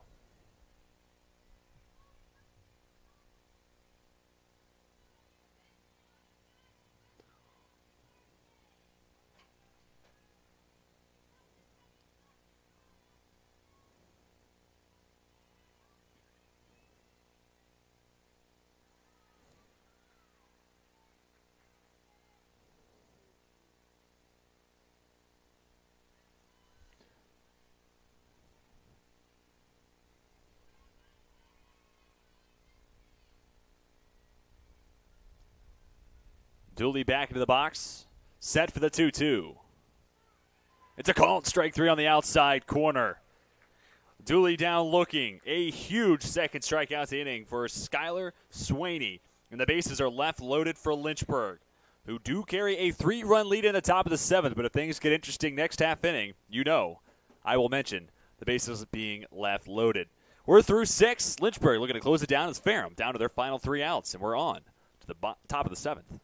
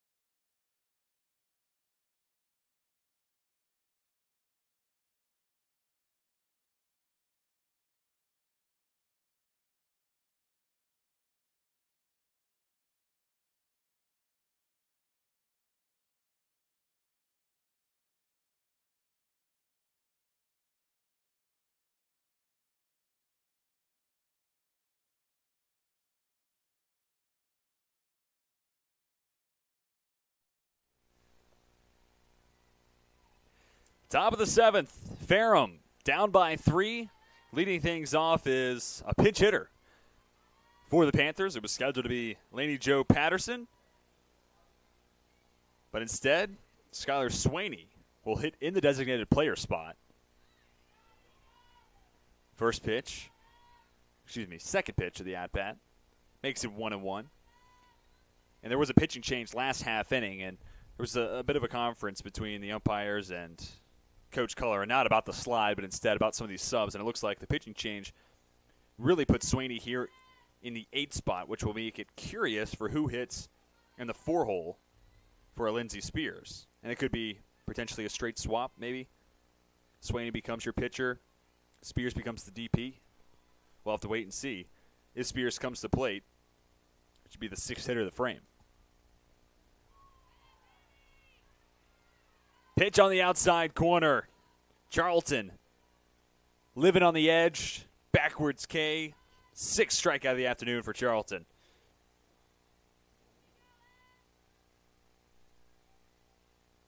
Swaney back to the first base dugout. Casey Widener returns to the plate. Over 2 with 2 ground outs to short. Knee high.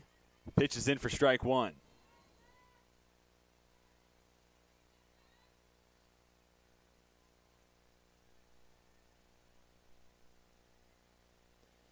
the pitch count for Charlton, not in a bad spot at all. This is pitch number 92. Deep in the hole, it's short. Walter will make the throw, but beating it in time is Widener.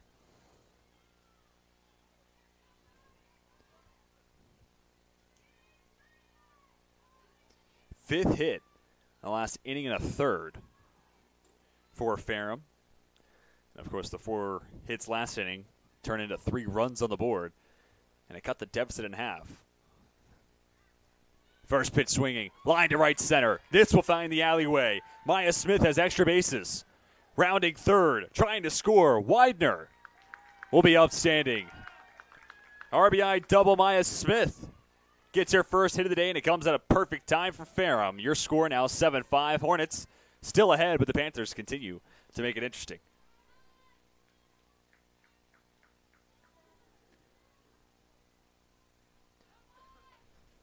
For Smith, that's her second double of the year, 7th ribby. And now she's on in scoring position as Coach Simmons comes out of the dugout. Might see a pitching change here. Because again, now it's 5 hits issued over the last inning and a third, but also Smith coming to the plate and getting that double. That's the 4th time she has hit against Charlton. And we're now in that 4th time against a lineup card where, one turn by one turn, you get that much more comfortable at the plate against a pitcher. But at the end of the conference, it does look like Charlton will stay out in the circle.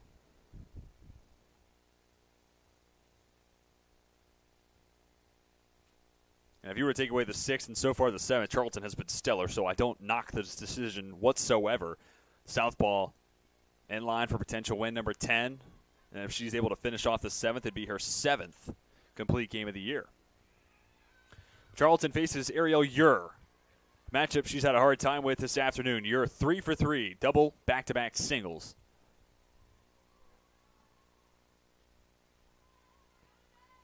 Charlton misses to start the at-bat.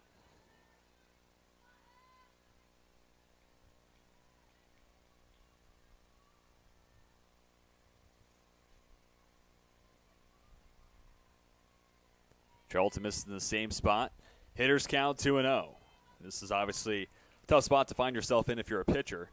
Someone who's had your number all day long, and now you're in a place where you have to start consider going right at them.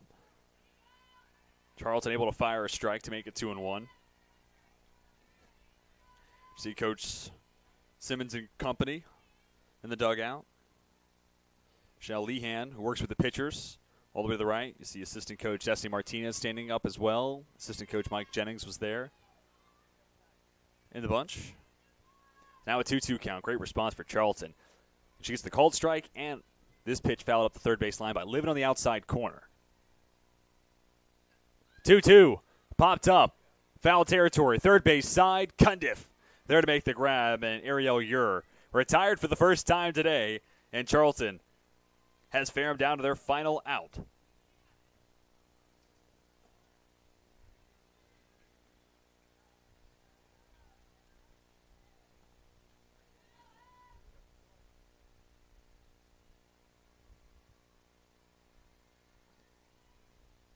Trying to keep the Panthers' hopes alive and representing the tying run, Brianna Weaver takes the first pitch she gets for a called strike.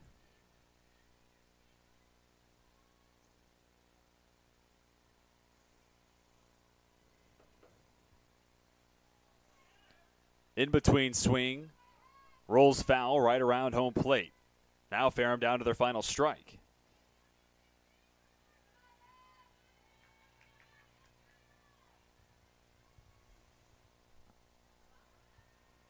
The 0-2 pitch. This is down and away.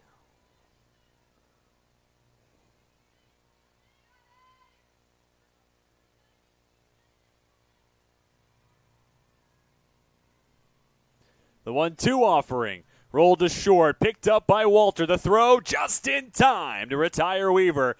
And Emily Charlton picks up her 10th win of the season and 7th complete game. And Lynchburg takes game 1, 7-5.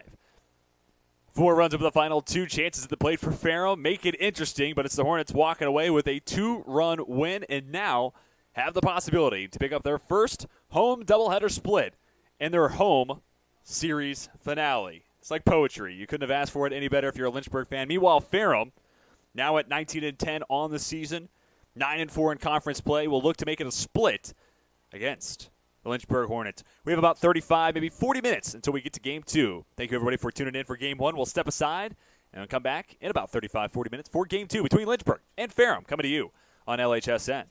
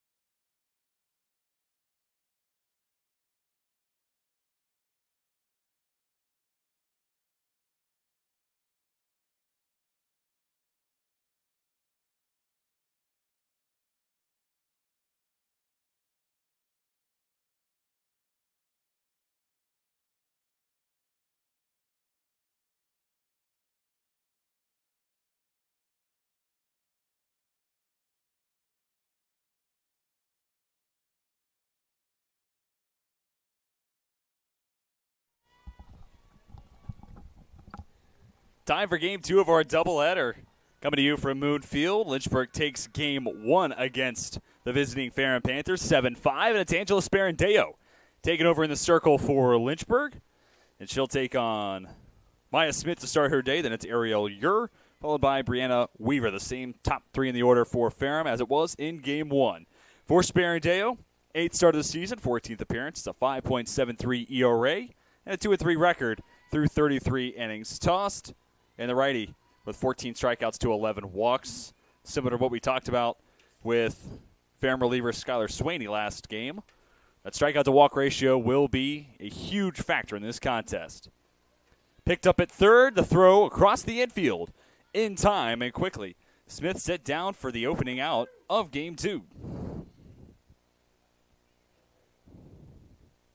That's Addison Walter shifting over to play third here to start game 2. We saw her pick up at the shortstop spot midway through game 1. It's Carly Hudnall, the battery mate, in game 2 for Sparandeo. First pitch on the way to Ure, in for a called strike.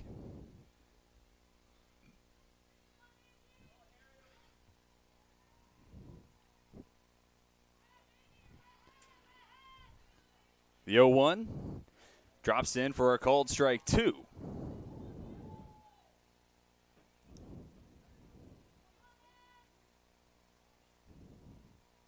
Sparandeo way ahead in the count. Misses in the zone here. Still a pitcher's count at 1-2. So the win in game 1 for Lynchburg moves the Hornets to 20-17 on the season, 10-5 in conference play. Ferrum fell to 19-10 overall, 9-4 in ODAC play. Hodges cuts it off in center. That makes it just a single for Ure, who continues to swing a hot bat.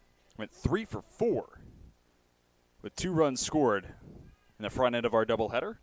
Starts game 2 with a single.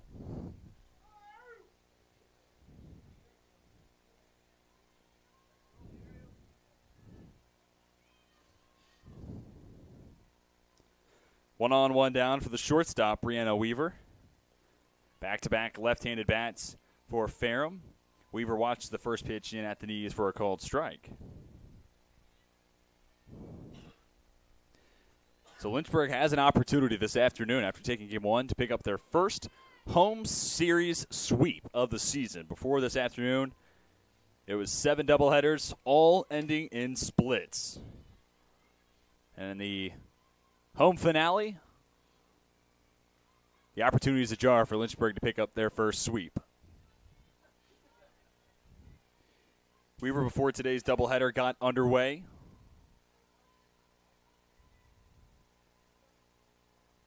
led the way with a .375 average for his Ferrum offense as the team, hitting over 300 at .312. And ultimately, the Panthers finished with 8 hits in game 1, but 5 came in the final 2 innings at the plate. And through the first 6 innings, those 3 hits, 2 of which came from Ariel Ure. Sparandeo misses down in the dirt, and it's a walk to Weaver.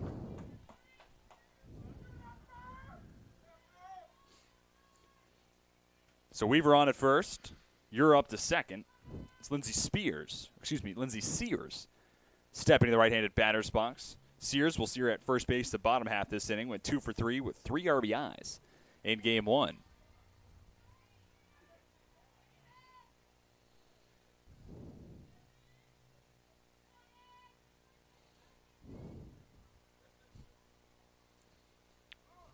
Hit hard to third. Picked up by Walter. She'll step on the bag, make the throw across the infield.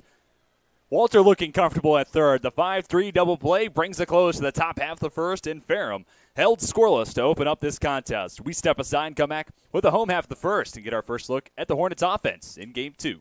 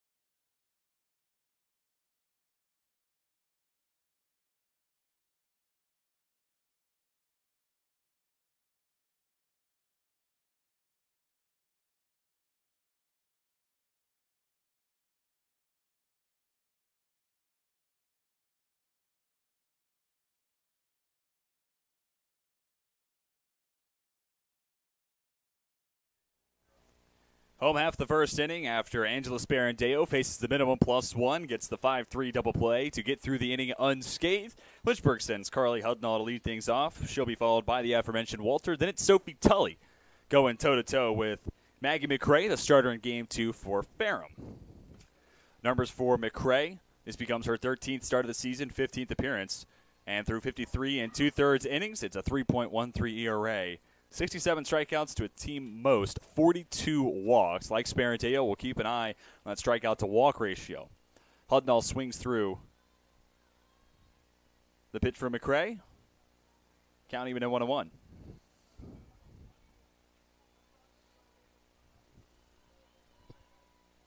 McRae into the windup. Goes letter high. Hudnall chops it foul. Catcher for Ferrum, just as it was in Game 1, is Ariel Tritt. The infield from left to right has Bailey Cunningham at third, Brianna Weaver at short. Carly Nelson starts at second, and it's Lindsay Sears at first.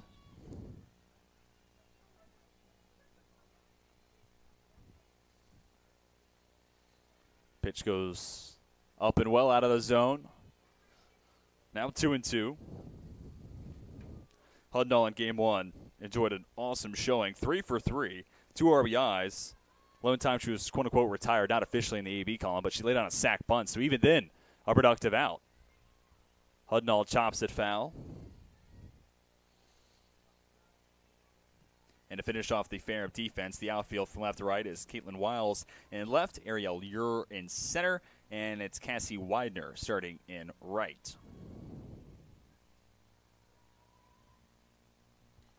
Another 2-2. Sent right to third. Making the grab is Cunningham for out number 1.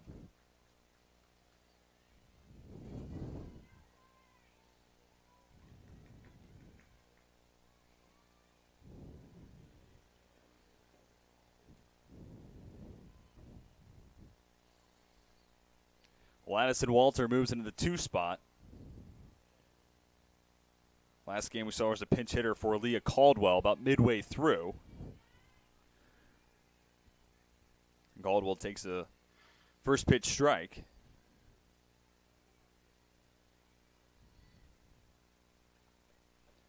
Oh, 1. This is high and away.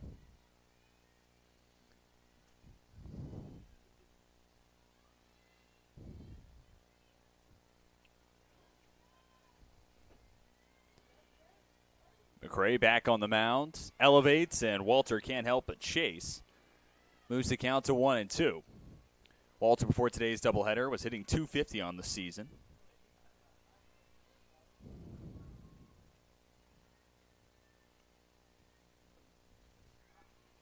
Fought away by Walter.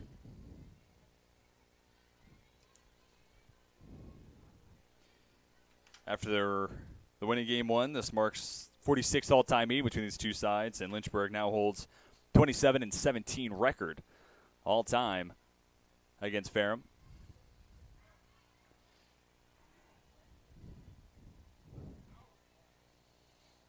And adding on to that, Lynchburg now 13-6-1 at home against Ferrum, and have taken each of the last 4 meetings.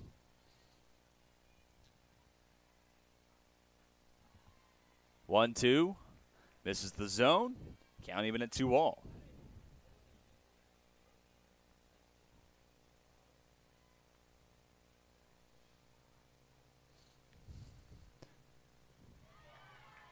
Two, wave that had missed. Down goes Walters, the first strikeout victim against McRae. 2 down, Sophie Tully looks to extend the first inning of play. Give you the rest of the order for Lynchburg. Cleanup spot in center fielder is Bree Hodges. Batting 5th, the designated player Carly Cundiff. In the 6th hole, playing right field is Lexi Powell. Batting 7th is Gracie Julie, followed by second baseman Leah Caldwell. And rounding out the order is the shortstop, Ashley Haley.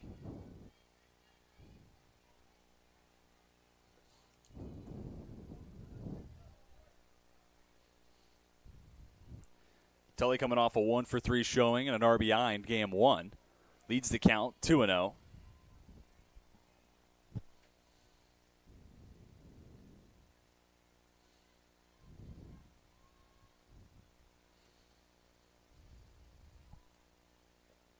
McRae misses downstairs. Count swells to 3 balls and no strikes. Hodges on deck had a pinch hit opportunity in Game 1 a week ago. Had a 3-run home run in Game 2 of a doubleheader against Shenandoah. Certainly a dangerous bat. In the on-deck circles, McCray able to find the zone to make it 3-1.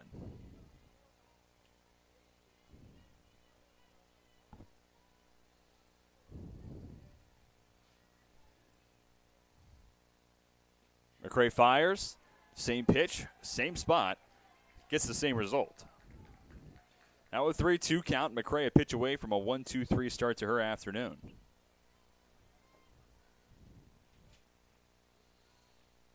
Payoff pitch, skied into the infield.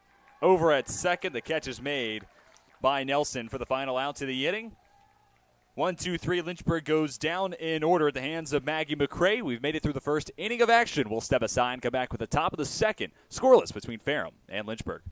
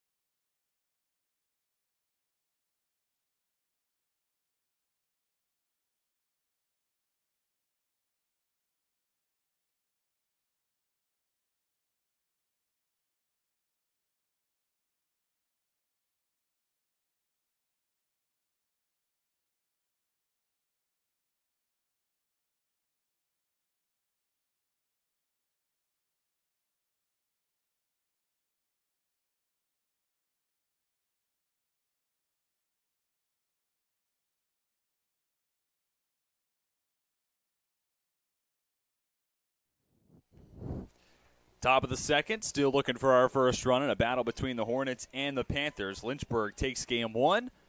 Ferrum looking for the split. Hornets looking for the sweep. Top of the second sees 5, 6, 7 come to the plate for the Panthers. That's Carly Nelson, Maggie McCray, the pitcher, followed by Bailey Cunningham.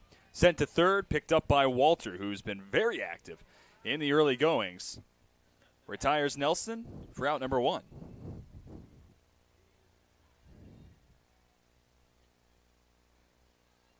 And now we get a good old-fashioned pitcher versus pitcher battle. McCray able to send Lynchburg down in order in the bottom of the first. Now a chance to help herself out.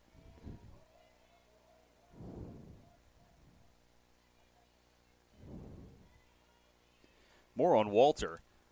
She fielded a hot shot from Maya Smith to open today's contest. And then, of course, the 5-3 double play that brought a close to the first inning. Walter, primarily we've seen her at short, the sophomore from Mechanicsville, Virginia, slides over to third and certainly looks comfortable. And the junior Ashley Haley gets another shot at short. Line to second, in and out of the glove of Caldwell. Throw to first, not in time.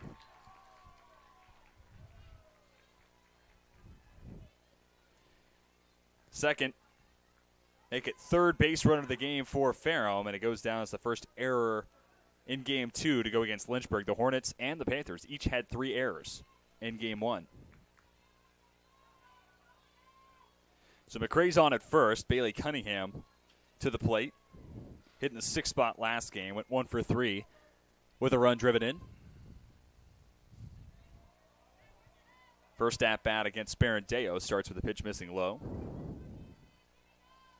And Ferrum's been playing good softball coming into this doubleheader. Obviously, they lose Game 1, but the Panthers had taken 5 of their last 6, including a sweep against Guilford last time out, 9-5 and then 5-2. Caldwell able to pick it up, makes the short throw to second, takes McCray off the base paths. Cunningham on first with the fielder's choice. Now 2 down in the inning. Caitlin Wiles to the plate for the first time today. Hits from the left side. We had a different left-handed hitter in the 8th spot in Game 1. It was Mary Jo Patterson. Patterson was the designated player in the front end of our doubleheader. Here, back half the Twin Bills, sees Wiles playing left field, hitting in the 8th spot, and trails in the count to start at 0-1. Sparandeo to the plate, goes off speed and pulls the string on Wiles to make it 0-2. more on this Ferrum team. Even before the doubleheader against Guilford, how about a split against Bridgewater, one of the top teams in the ODAC currently. 2-0 win in Game 1. And then before that, a sweep against EMU. Ashley Haley showcases some nice range. Works all the way to her right and snares the soft line drive from Wiles for out number 3. Runner left on for the second time in as many innings for the Ferrum offense. We're through 1.5. Stepping aside, coming back with the bottom of the second, where Lynchburg will send 4-5-6 to the plate.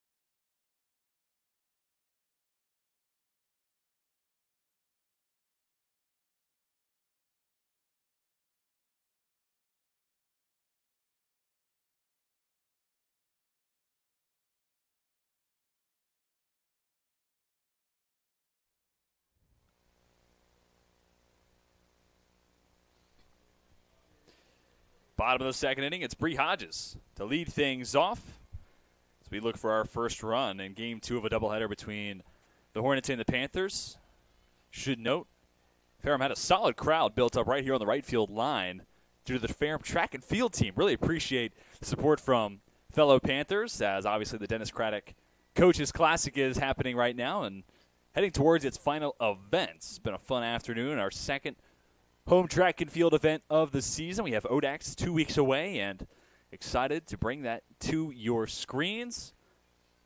It's going to be the best stream of the year on the track and field side. I'm excited for when it comes your way in 2 weeks. McRae back in the circle. Line drive foul off the bat of Hodges. Count at 1-2.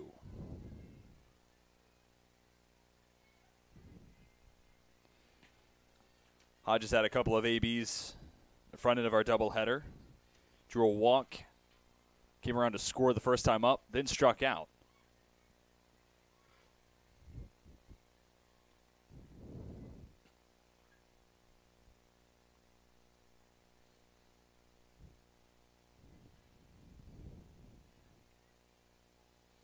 McRae, a freshman from Rocky Mount, Virginia. Set down the first 3 she's faced. The 1-2 misses off the outside corner, but a good miss nonetheless. Count even.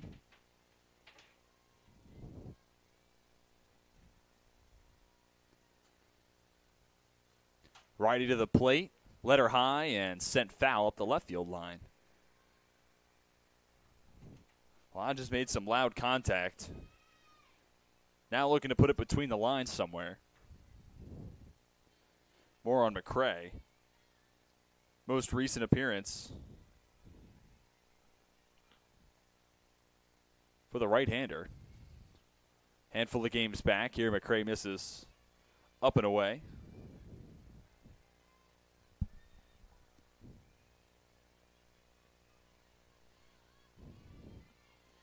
McRae got the start in Game 2 against Guilford. Went 3 innings strong.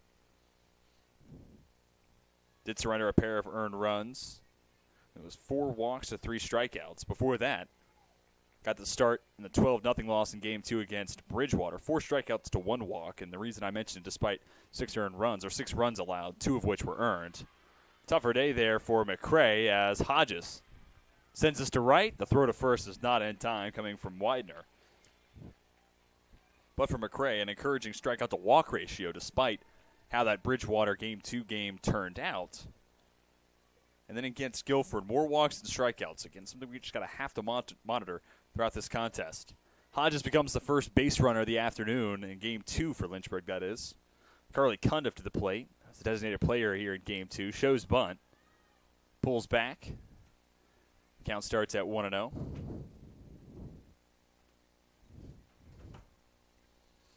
Coach Simmons not shy to go the small ball route.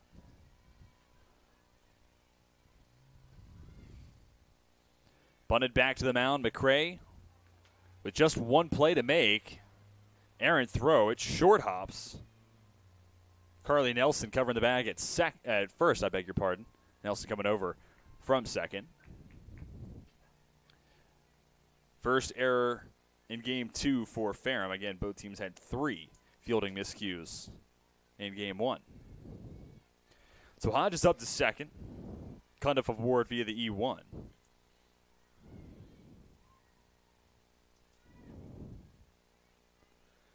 That brings Lexi Powell to the plate. Powell, the average still just below the Mendoza line at 198, but as the year has gone on, it feels like she's been able to make some strides offensively. Second team All-ODAC last year. Powell shows bunt, sends it foul to the screen behind home plate.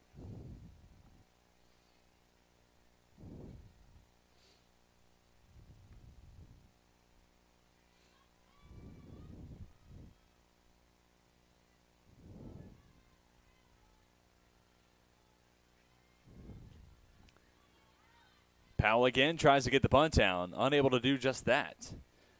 Now Powell finds herself in a hole, 1-2. And if Powell were to get that bunt down, it set up 2 runners on in scoring position for Gracie Dooley, who had a big 2 RBI double in Game 1. Now Powell will have to swing it herself. McCray finds the inside corner. Second strikeout of the afternoon for the freshman. First of the backwards K variety. Dooley comes to plate, 2 ducks in front of her. Only Hodges in scoring position.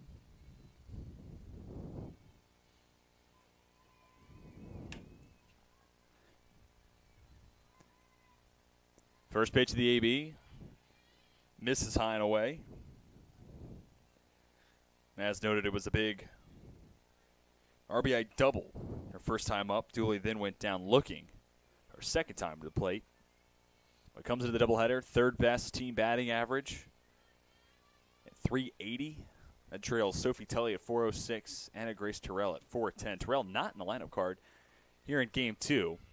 Been a while since we've not seen her in either game, at least in the home doubleheaders. 3-0 count for Dooley. See if she has the green light. McCray has not issued a walk yet. In jeopardy of giving up her first free pass.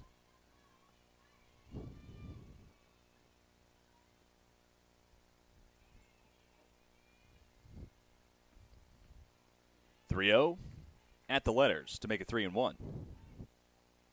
Well, after Dooley, we'll see Aaliyah Caldwell. And then after Caldwell, her middle infield partner, Ashley Haley. That'll mark the first time through the lineup card for Maggie McCray. It's 3-1. Doesn't find the zone. It's a 5-pitch walk to load the bases. Hodges up third, Cundiff at second. Dooley draws the first base on balls issued by McCray.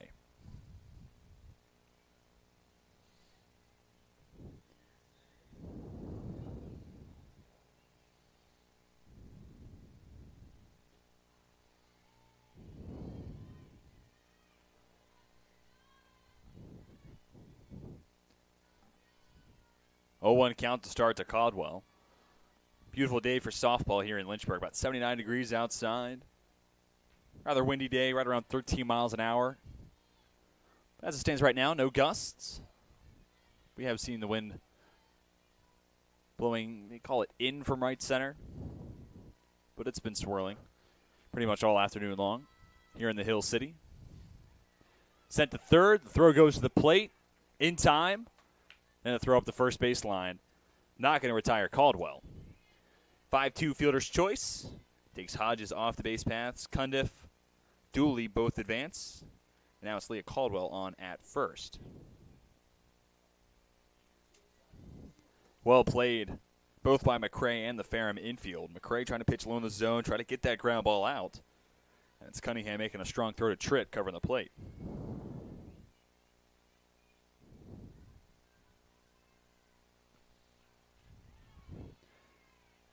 Haley takes the first pitch.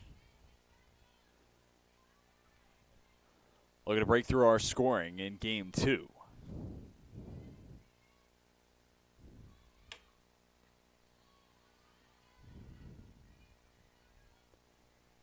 Count to 1-1.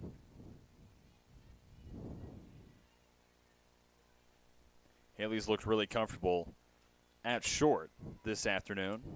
Was in the 2 spot in game 1, went 2 for 4, had an RBI in that game as well.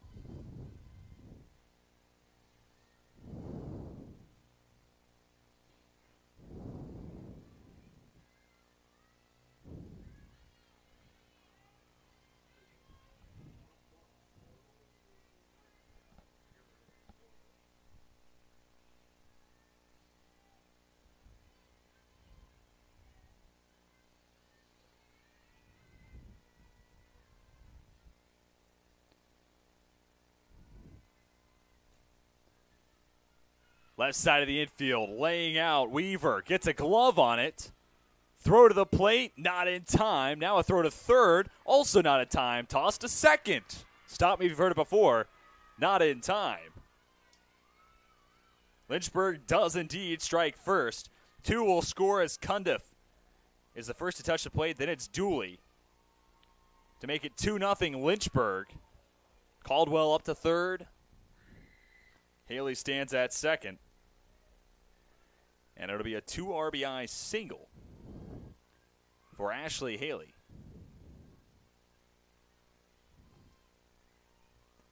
Hornets don't let the bases loaded opportunity go by the wayside. Carly Hudnall to the plate for the second time as many innings.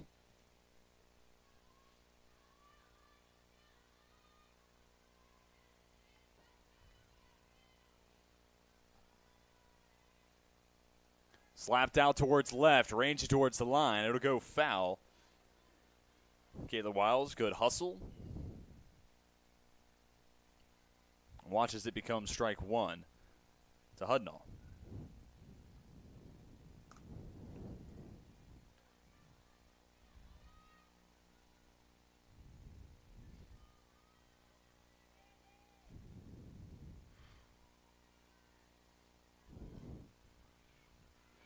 Through to center field. Hudnall keeps the 2-out rally alive. 2 more will come around to score. Throw to second. Hudnall tagged out by Nelson. But 4 runs come around in the bottom of the second. Lynchburg puts an exclamation point behind the home half of the second. Jump out in front by 4. We'll step aside and come back with the top of the third and wait for Ferrum's response.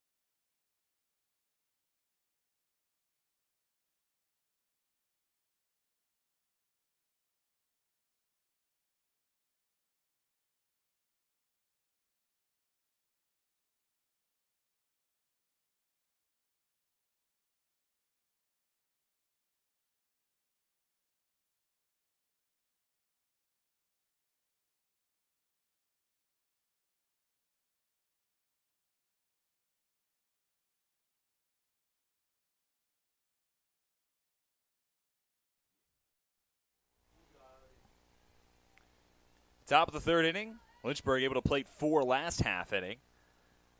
Ferrum looking to retaliate, send 9-1-2 to the plate.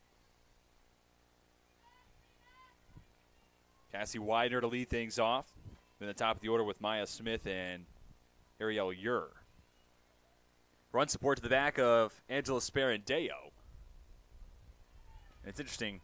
This isn't always the case for pitchers who have, an even 1-to-1 or thereabout strikeout to walk ratio, but I feel like having some run support, if you are that type of arm or have had struggles with walks, having a 4-run lead just allows you to buckle down and say, hey, I may have fallen behind in the count, but I'm just going to go right at them. And if they put it in play, cool, I trust my defense. If not, I have runs to play with. And then eventually, you get back down to a 1-2-run deficit if you give up some runs and kind of change that approach. But pitching is just like chess. Your strategy is changing throughout a game. I think Sparandeo, with a 4 spot on her back from her offense, trails in the count 3-1. I think this is the exact spot where you can go right at a hitter. Set foul by Widener. And now it's a 3-2 count.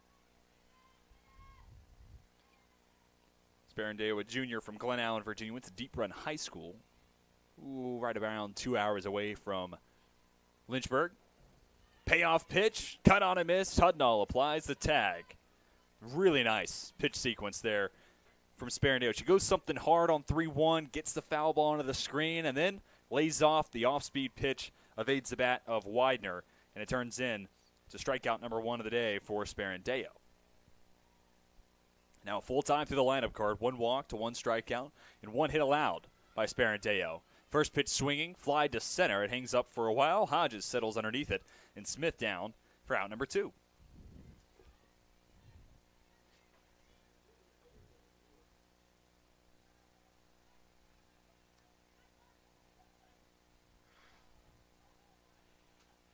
Ariel Ure, 1 for 1 in game 2. And if you tackle on the 3 for 4 showing game 1, how about a 4 for 5 day?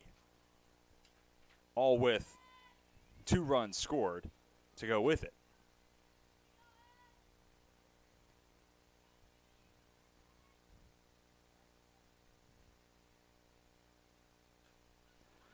Sparandeo leaves this one up, but gets some help from Caldwell at second.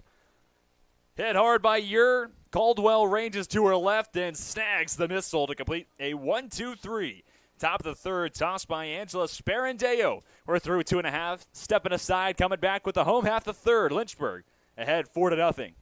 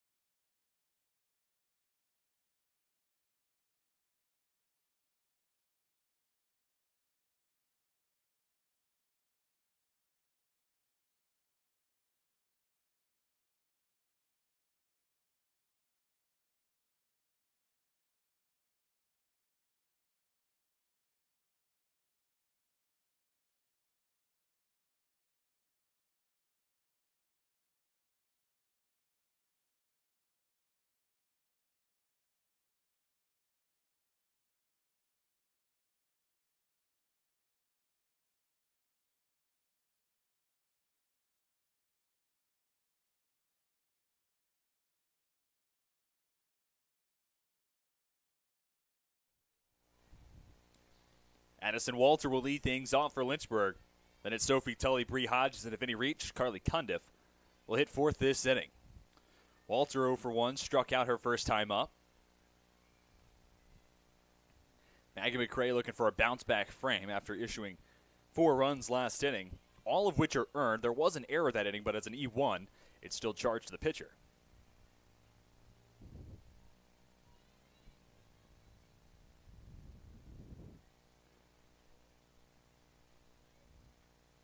One to Walter. Misses high. And that was nearly the exact pitch, if my memory serves, that Walter struck out on. So seeing some growth from the sophomore, from one at-bat to the next, and that's really all you could ask for. I've mentioned it a couple times between game one, and I'm going to mention it now, but Coach Simmons has a young team on her hands. No seniors playing.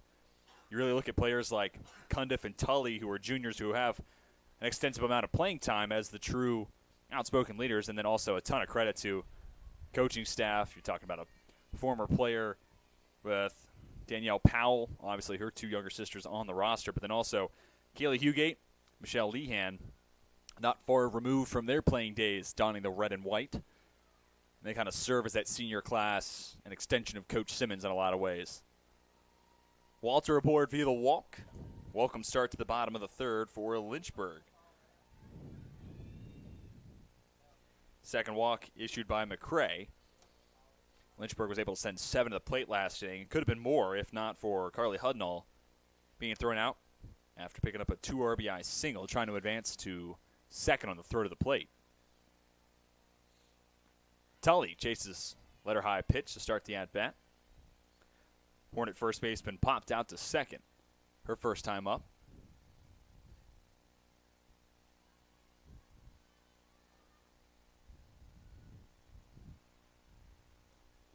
Tully turns on this one.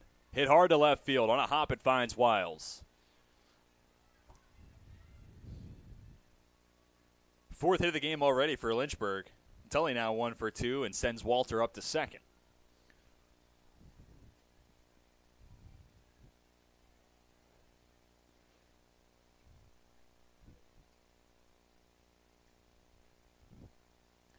Hodges is 1 for 1. Before she can step into the box, you see Coach Simmons deliberating with her home plate umpire. We'll have a courtesy runner over at first for Sophie Tully. It's Cassie Powell, speaking of the Powell sisters. We have Cassie running for the second time in as many games, with Lexi as the starting right fielder for Lynchburg, and of course, Danielle in the dugout. Hit hard to third. Cunningham lays the tag down on Walter for out number 1.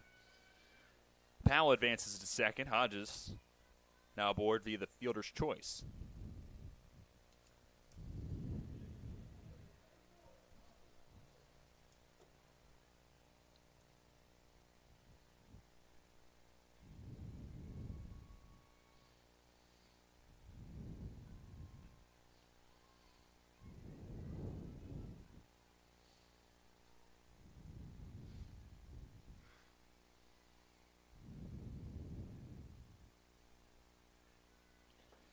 Carly Cundiff reached on the E1 last inning, the second of 4 to score in the second. 1-0. Cundiff chases and evens the count.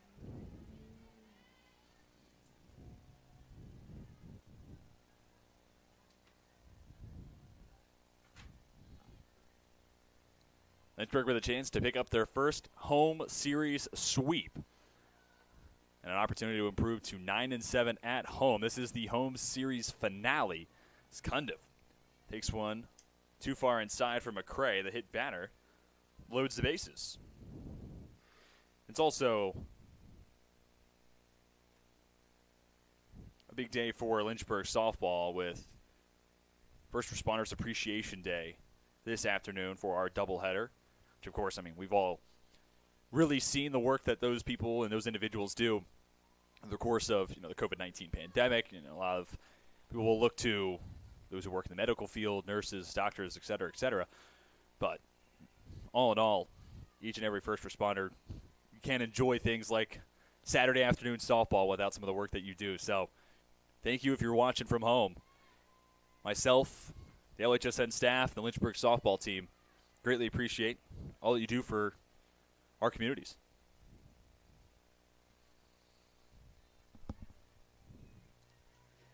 Bases are juiced for Lexi Powell. Just one down in the inning. McCray nearly able to get out of the crisis last inning with something similar. It was a 5-2 fielder's choice off the bat of Leah Caldwell.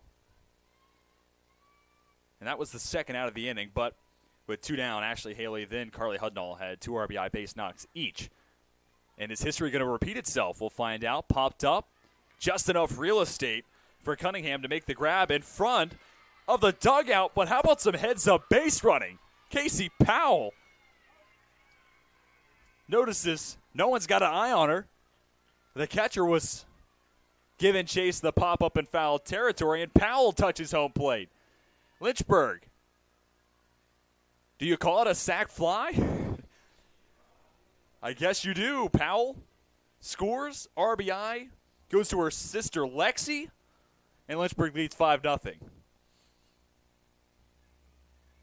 A stat I never thought I'd write in my Bob Carpenter scorebook, RBI sac P2. I'll even put a question mark next to it, giving you through my thinking process here at Moon Field.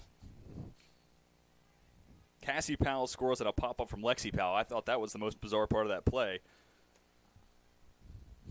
Scoring on a pop-up, I think, trumps that. Moving on now. Gracie Dooley at the plate. 1-0. Sliced foul up the left field line. Even the count at 1-all. And it shouldn't go forgotten. Bree Hodges also moved up on that play. She stands at third now. Cundiff still at first. Runs to the corners, 2 away. Lynchburg can make it consecutive multi-run innings with the base knock from Dooley.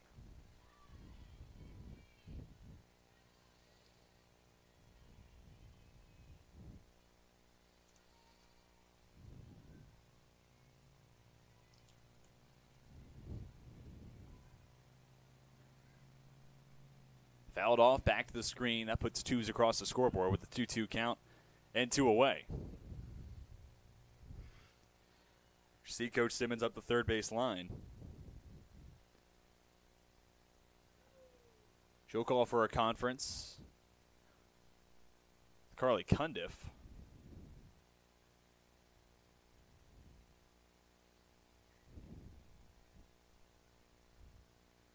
Keep in mind, Cundiff was hit by a pitch, so she'll work with athletic trainer Bryce Wellen by the dugout.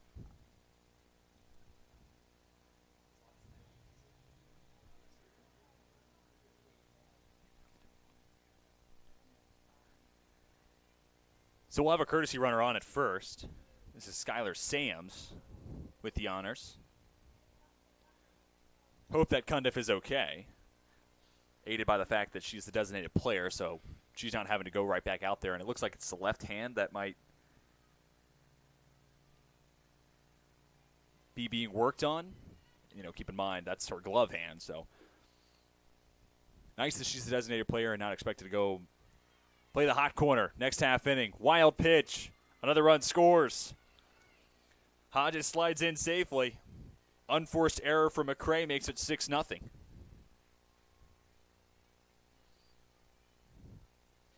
We talked about the strikeout to walk ratio. Wild pitches really kind of fall in that same category of, free passes and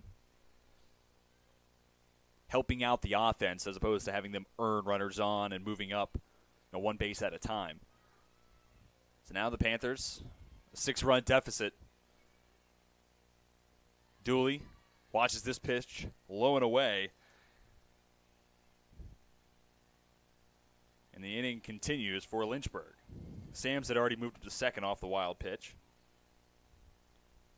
Third walk in total for McCray, second of the inning. Out of the dugout comes Ferrum's head coach Gerald Culler.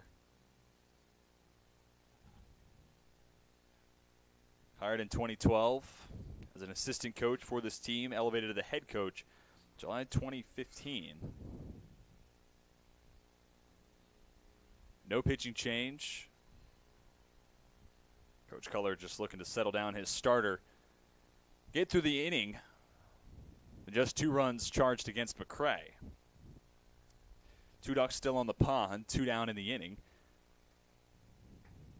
Leah Caldwell, we noted a moment ago, reached on the 5-2 fielder's choice, came around to score last inning as well.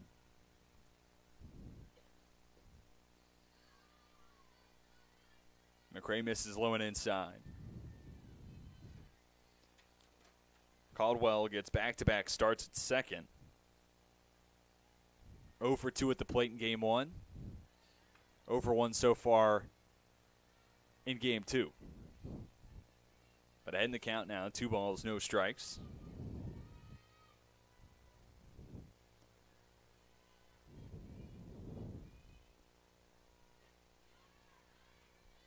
Sent out to center, couple steps back. Catch is made by Ure for out number 3. But for back-to-back innings, Lynchburg sends 7 to the plate. This time it's 2 runs around, and Lynchburg pushes the lead to 6-0. We step aside and come back with the top of the 4th. Ferrum looking to break into the scoring column for the first time in game 2.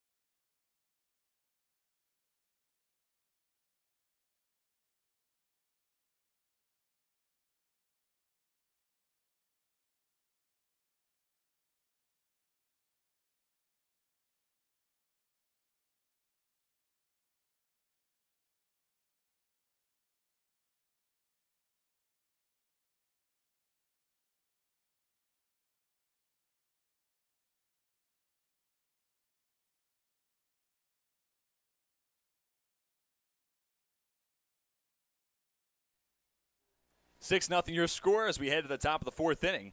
Ferrum will send 3, 4, 5 to the plate. That's Brianna Weaver, Lindsey Sears, and Carly Nelson. Take on Angela Sparandeo. In the 4th, quickly underway.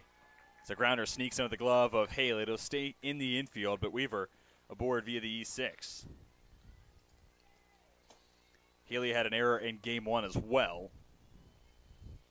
And now has the 2nd of the game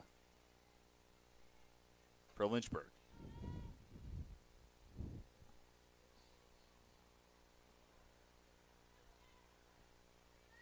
1-0 count to start against Sears. Out at first base this game. Hit into a 5-3 double play. Piece of bad luck to end a potential strong start to this contest for Ferrum. And it, kind of interesting, you play the what-if game. You know, what if that ball snuck past the glove of Walter, made its way up the left field line, and Ferrum puts some runs on the board? I'd be looking at a really different softball game. Sent to second, Caldwell decides to make the throw to first and retires Sears for out number 1. Weaver advances to scoring position at second.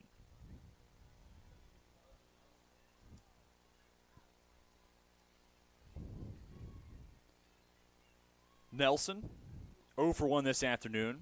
She grounded out to Walter. It's leadoff bat in the second. And here it's Nelson taking the first pitch in for a strike.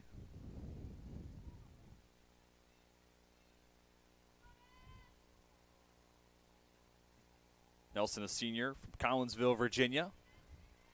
Got to see Aaron Nelson also playing game 1 as a relief pitcher. Got 2/3 of an inning. Essentially got the final 2 outs to the home half of the 5th.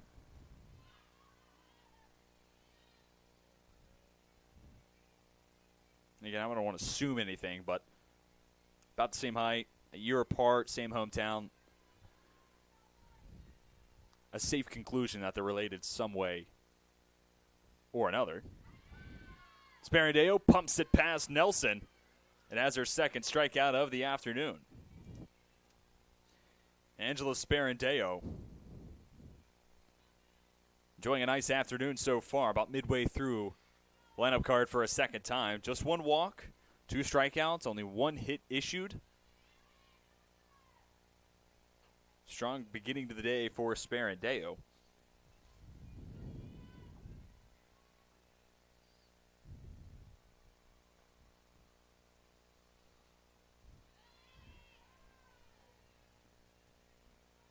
One and 1 count to McCray.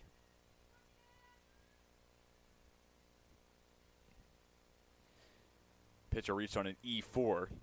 her first time up.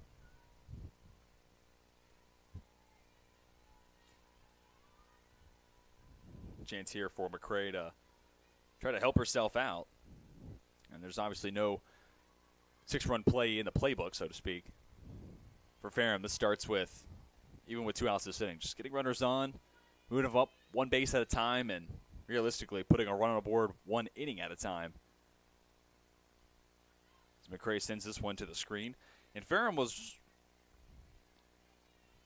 rather quiet during the middle portion of Game 1. Had that run across in the first. Then a big 6th inning with 3 runs scored then. And if Ferrum is able to get a run here and there and then have that 1 big inning down the stretch, might be enough to try to complete this 6-run comeback. That also comes in tandem with Maggie McCray and the pitching staff shutting down the Lynchburg offense the rest of the way.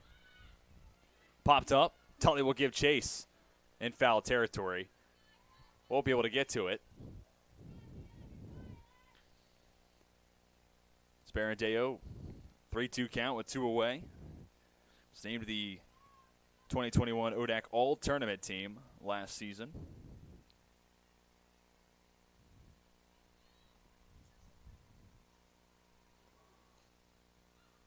Sent to third. Pops out of the glove of Walter.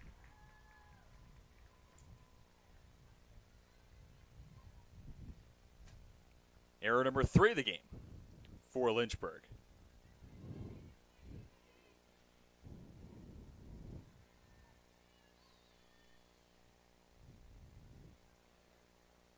So now 2 on and 2 down makes the job of Sparandeo a little harder.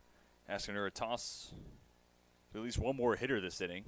As Cunningham watches the first pitch down and away. And pitch count's not as big of a deal in softball. If this was baseball, you'd be hearing coaches talking about you're making your pitcher throw an extra 3 to 6, 7, 8 pitches, whatever the case may call for.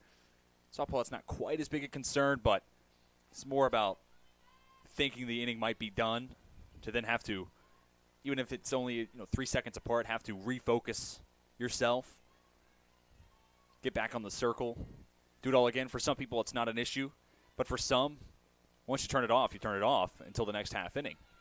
But here's Sparandeo, gets a soft fly ball to center, and Hodges is there to make the grab. So all is well despite 2 errors against the Lynchburg defense, and Sparandeo makes it 4 consecutive scoreless innings up on the board. We'll step aside and come back with the home half of the 4th Lynchburg with a chance to make it runs across in 3 in a row.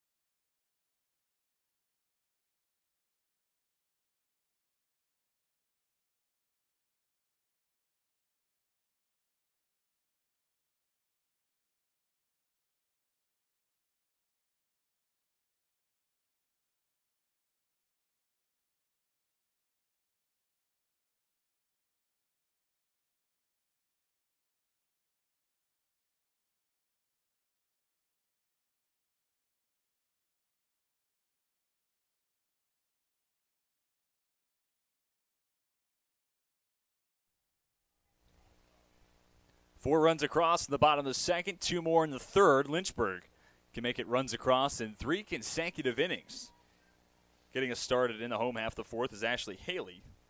Second baseman had a big 2-out, 2 RBI single her last time up, which was followed out. Or no, it was a single. I beg your pardon. Carly Hudnall followed it up with a 2 RBI single of her own.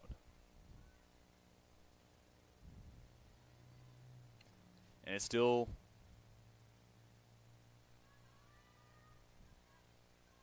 Long road ahead for Ferrum. They have made a pitching change. So that marks the end of the day for McCray, as coming out of the pen is Skylar Swaney, used in consecutive games.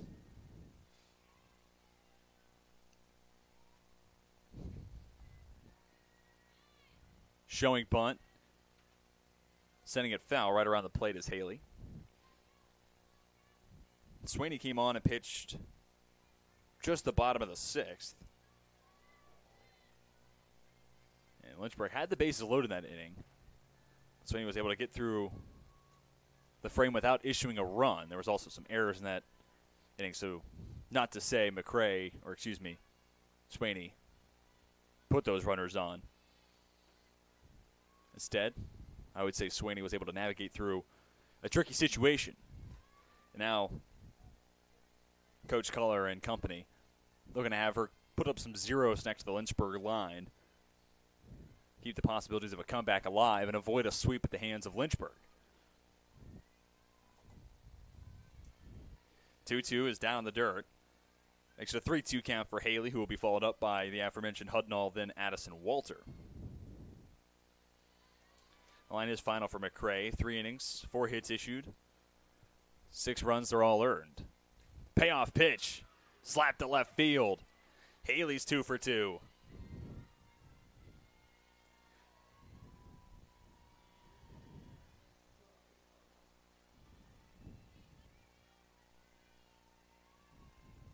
I want to amend something I just said.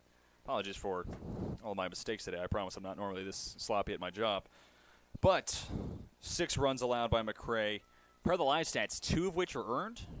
And it's 3 walks to 2 strikeouts. We said we were going to talk about that. Less than 1 differential there. The strikeout to walk department. Not ideal. And currently, McCray in line for the loss.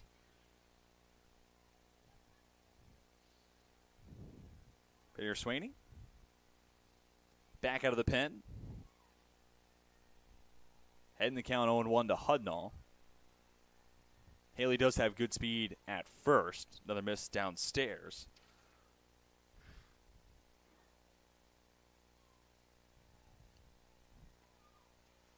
Haley, despite being caught stealing in Game 1, still 6 out of 9 on stolen base attempts this season. Chop to third. Make that back to the circle. Picked up by Swaney. Underhand toss retires Hudnall for out number 1.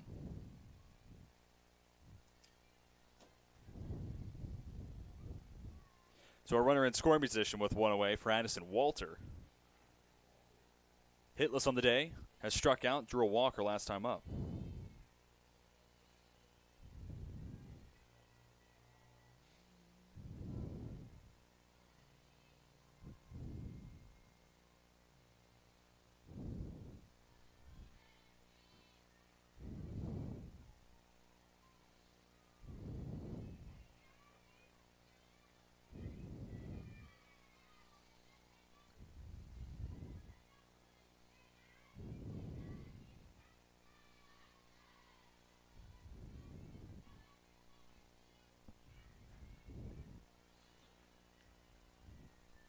Two-0 count for Walter. Swaney takes a moment behind the circle. Tough spot, falling behind. It's a hitter's count. It continues to be just that, 3-0.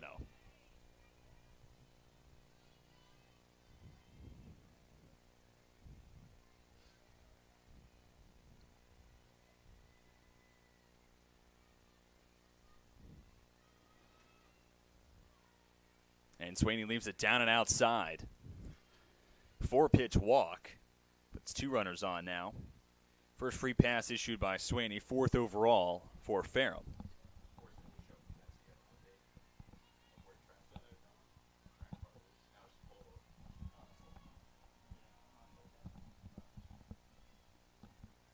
Sophie Tully, 1 for 2. The hit came her last time up. She also came around to score.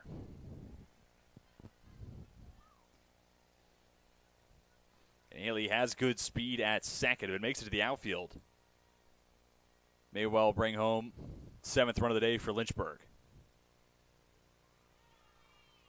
Hornet first baseman out in front of the 1-0 from Swaney. Nice pitch to go to there.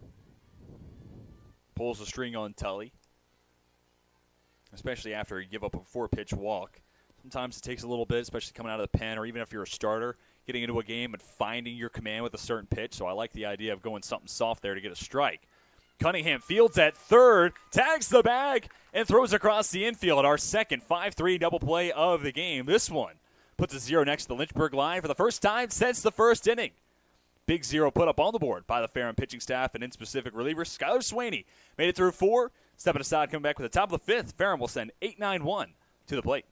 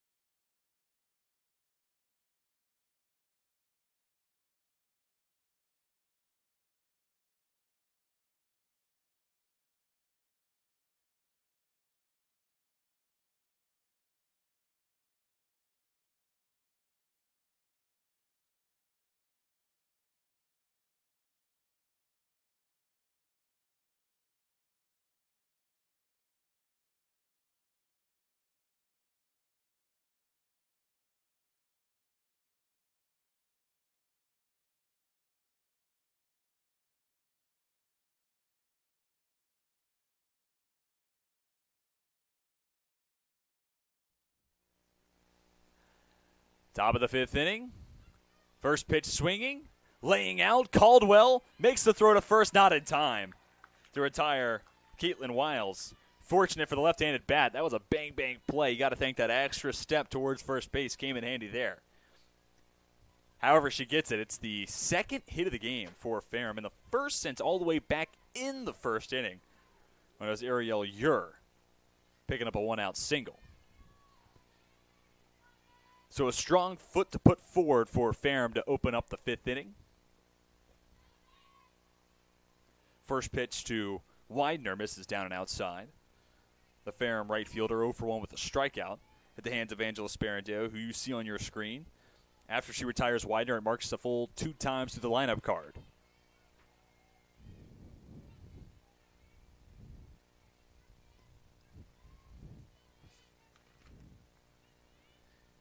Wiles on at first has not attempted a stolen base yet this season. Showing bunt. They'll say foul ball. Fortunate for Weiner that didn't hit the body as she left the batter's box, because then we even saw it last Sunday, or perhaps last Saturday. Lynchburg had a player leave the box, ball hit their body, and they were called out there. 2-2 the count now. Sparandeo a pitch away from her third punch out of the afternoon. Righty winds, fires. Misses just off the inside corner, maybe a touch low as well.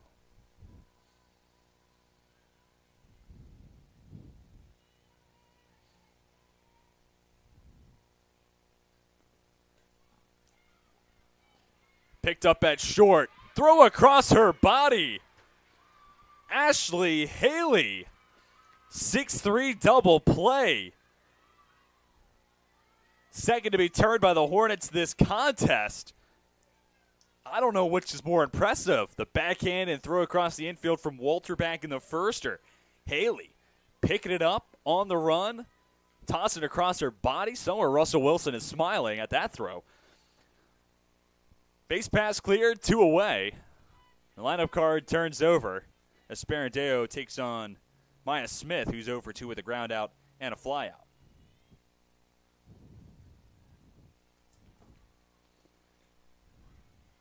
Lined over the glove of Haley and into left field. And now that double play feels that much more important as Smith has a base knock. And you know what?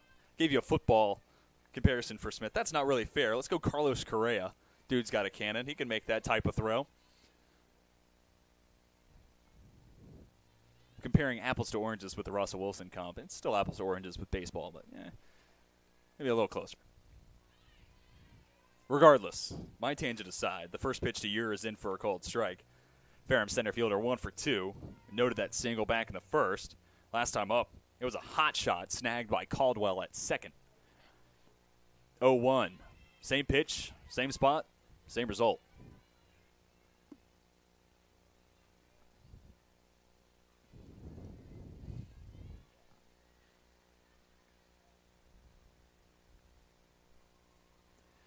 The 0-2 from Sparandeo hit hard into center field. That one might have caught too much of the plate. Driven to left center. Rounding third. Wills will try to score. No throw to the plate. Ferrum enters the scoring column off an RBI double. Mariel Ure now 2 for 3 in this game. And on the afternoon, 5 for 6. 2 runs scored and now an RBI.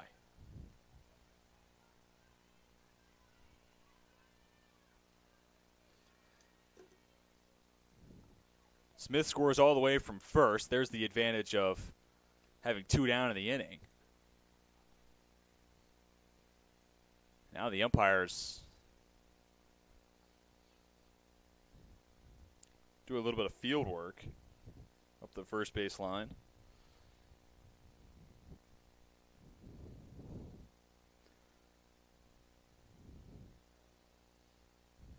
In all my years of baseball, I have raked and done all the field work imaginable. I don't know what exactly that was for. But all smiles from umpire crew. Again, it's a gorgeous day for softball. I mean, this is your Saturday afternoon. What more could you ask for? Wild pitch from Sparandeo. Ure advances to third. And I wonder, now you see the first wild pitch of the day from Sparandeo. How much does that pause in the action perhaps mess with her rhythm and cadence in the circle? Still 2 down in the inning, however. 1-0 count. Weaver 0 for 1, also drawn a walk. Lofted to left, tailing towards the line, and out of play.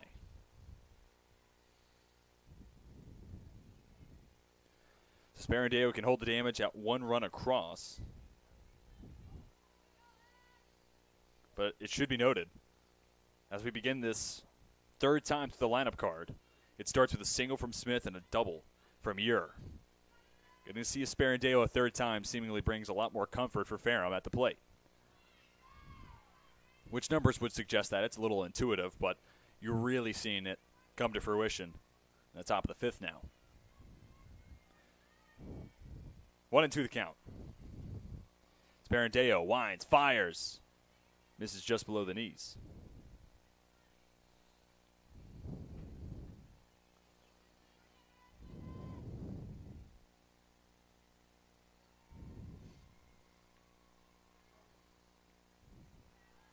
Now the righty misses up and away, and is in danger of losing Weaver.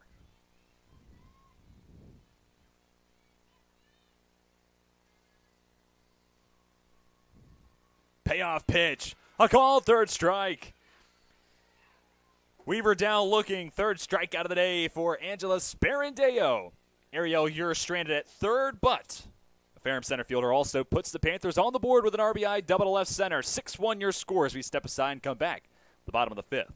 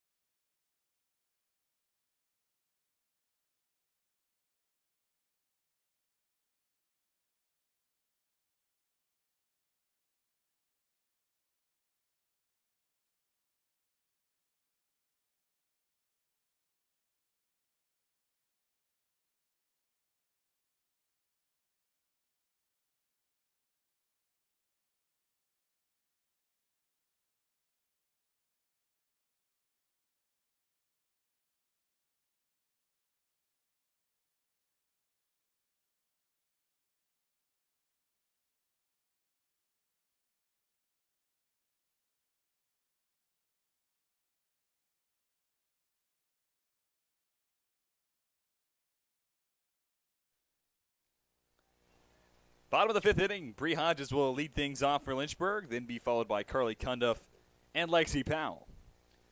Another inning of work for Skylar Swaney. Misses down and away.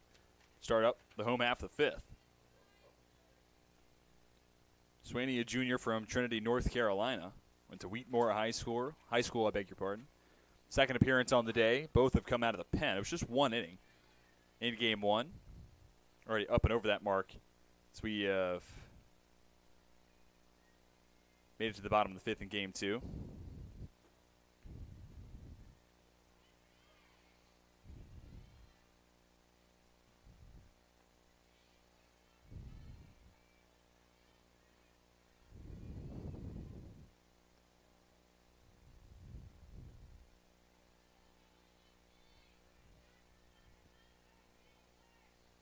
Hodges to this point in the game, 1 for 2. Singled in the second, reached on fielder's choice her last time up, and came around to score as a part of a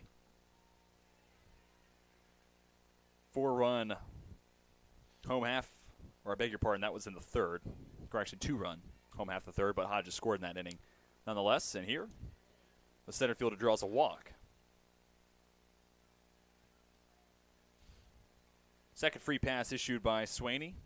It's up to 5 walks issued. Plus, Carly Cundiff, who at the plate now was hit by a pitch her last time up, but was scheduled to be Cundiff. Instead, it's going to be Sams, who ran for Cundiff, who had to leave the base pass after being hit by a pitch. So you talk about the hit batter plus all the walks. 6 free passes. Lynchburg has 5 hits in this game. And those are the types of things you look back at this game, and Coach Cutler and company will look at it and say, you know, we didn't put that many Hornets on the base pass. This game definitely could have played out a lot differently.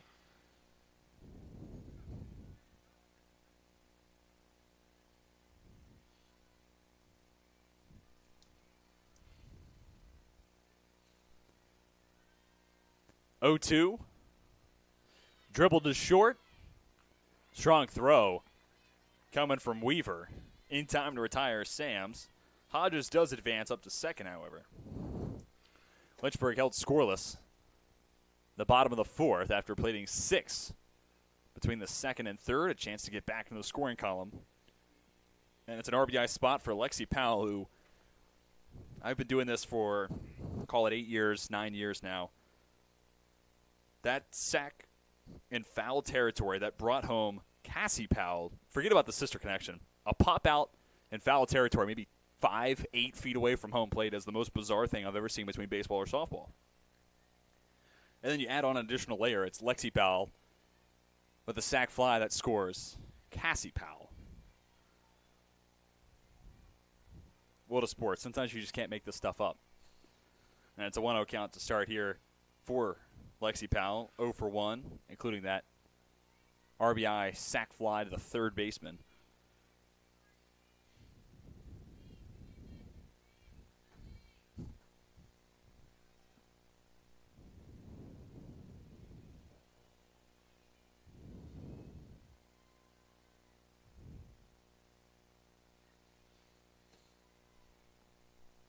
Two 2-0 count. Swaney fires a strike at the knees.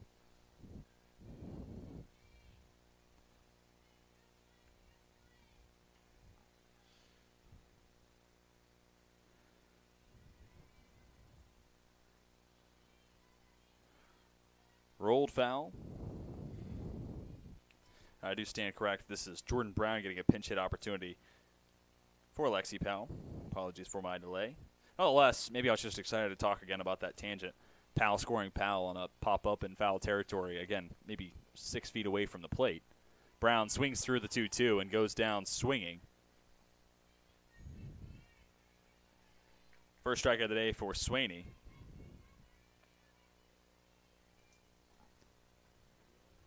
And I can say with certainty this is Gracie Dooley stepping to the plate. Dooley, without an official AB, has just drawn 2 walks here in game 2. Off speed, and I called strike 1. Really like that Swaney has not been afraid to go the off-speed repertoire early in counts. And here, puts her out in front 0-1.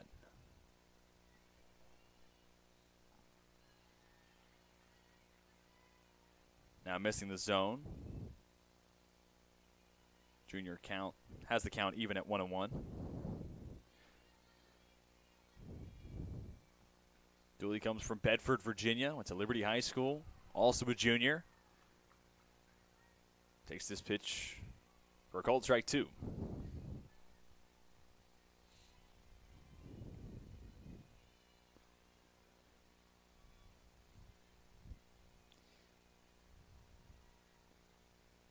Swaney a pitch away from making it back-to-back scoreless frames. Dooley underneath it. And has it go out at play up the left field line.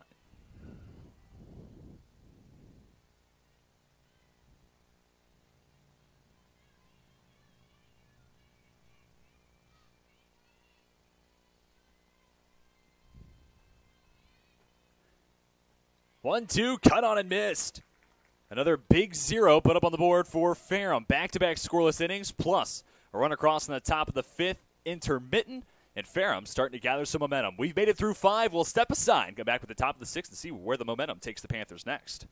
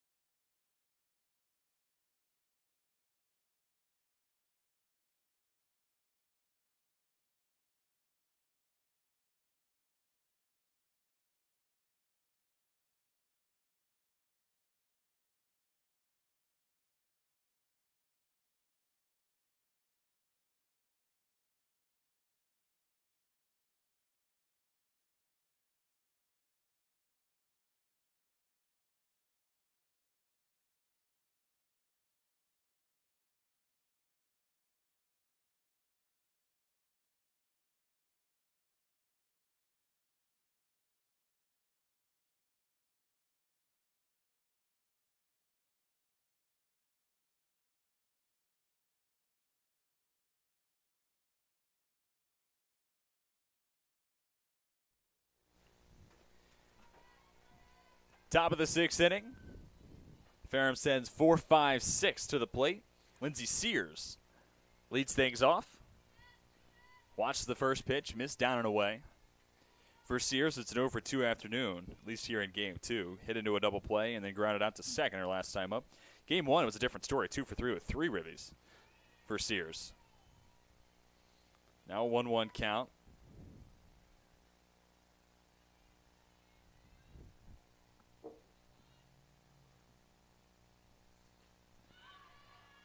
Deep drive, center field, kiss it goodbye. Lindsey Sears picking up on the momentum the Ferrum Panthers have built for themselves. Solo home run makes it 6-2.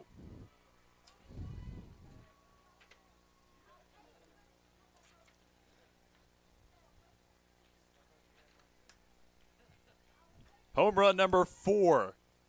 She already led the way for the Panthers in that department, but add one more to that total, and also the run driven in puts her at 30 on the season.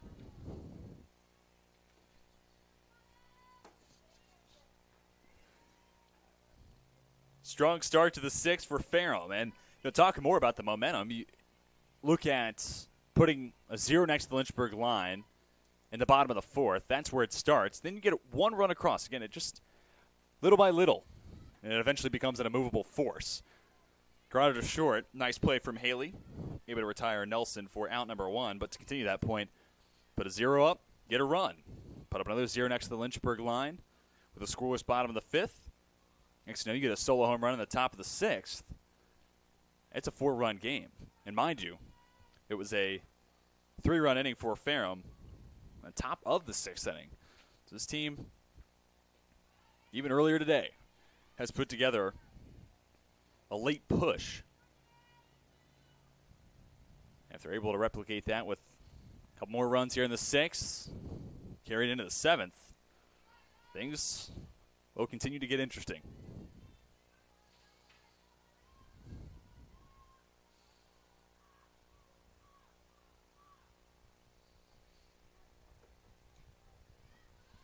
Rolled the other way. Tully fields it first, touches the bag, and McCray down for out number 2.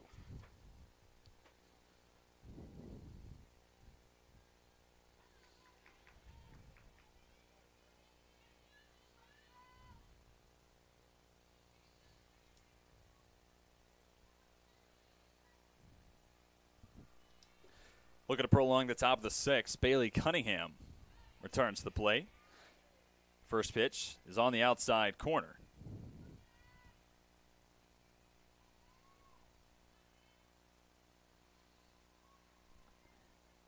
Sparandeo already in line for the win. Wines fires. Hot shot to Walter at third. The throw across to first in time.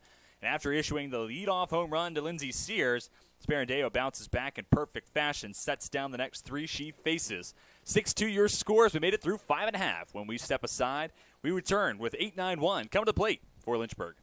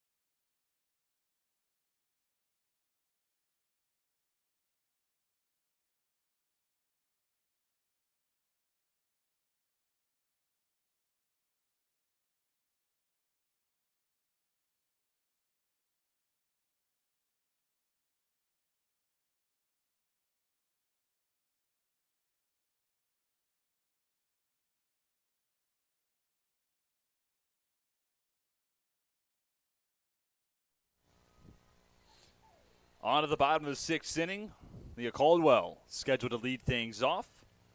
But instead, we have a pinch hitter coming to the plate. It's Ruby Stewart. Freshman gets her first at-bat of the day. Likely to see Stewart take over the middle infield once we get to the 7th as well.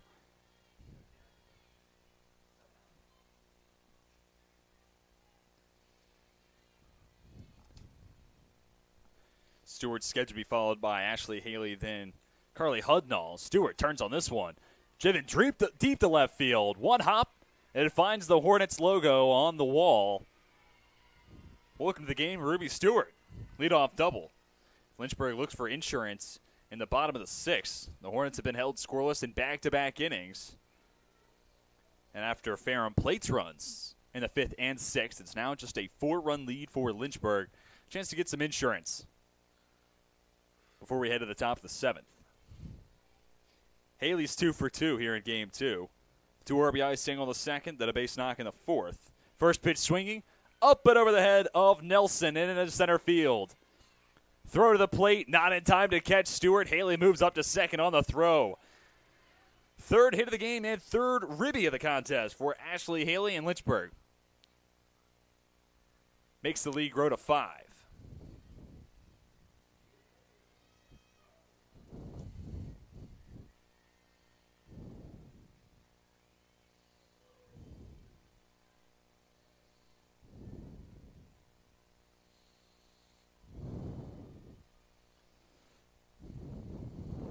Lineup card turns over.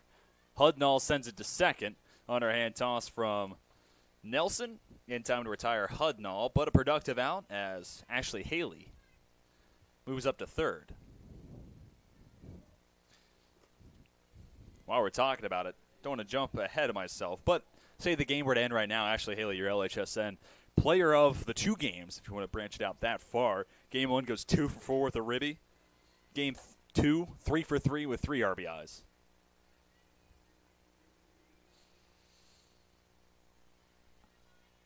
Walter watches the first pitch she gets down and inside. Been a productive afternoon for Lynchburg third baseman. 2 walks, has struck out, but able to reach each of the last 2 times she's come to the plate. 1-0, skips across the dish.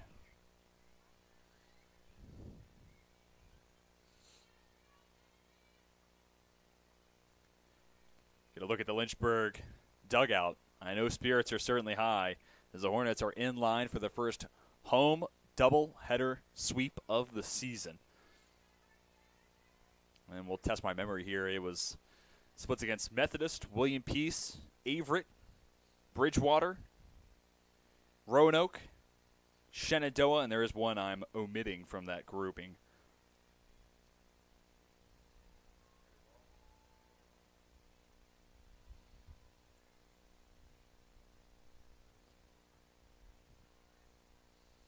And the other being Mary Washington, non-conference game. Thus why it slipped my mind. But 7 prior home doubleheaders all ended with a split. Lynchburg, chance to pick up a different verdict this afternoon. Sophie Tully to the plate now with 1 down. And runner on at third in front of her, as well as Walter on at first.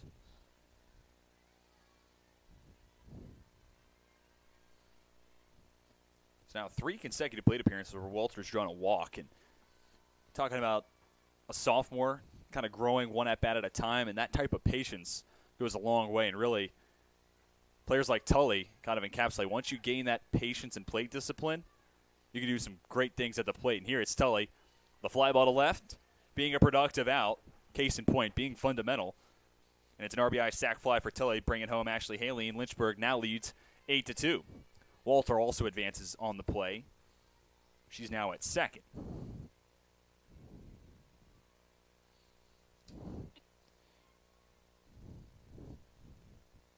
Tully up to 31 RBIs on the season. That's good for a Lynchburg best. 2 down. Hodges back to the plate. Cues this one out towards second. Nelson will have to be quick. Glove flip to first. We've seen some great plays from both defenses, and Nelson gives us another example, and it's good for the final out. To the home half to 6. We step aside and come back with the top of the 7th. Lynchburg gets 2 runs across to make it a 6-run difference. Ferrum down to their final 3 outs, looking to spark a rally.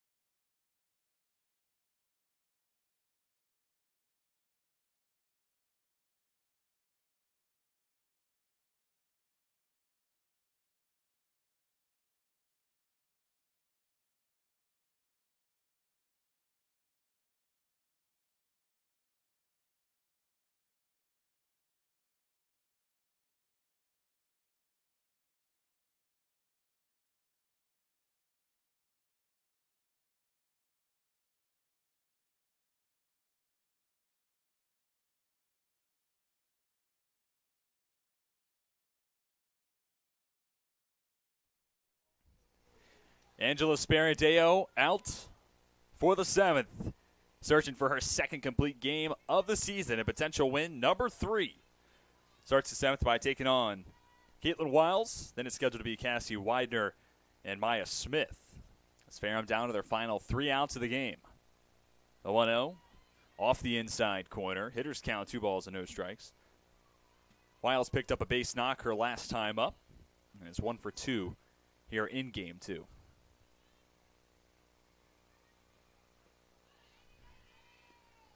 Called strike on the outer half.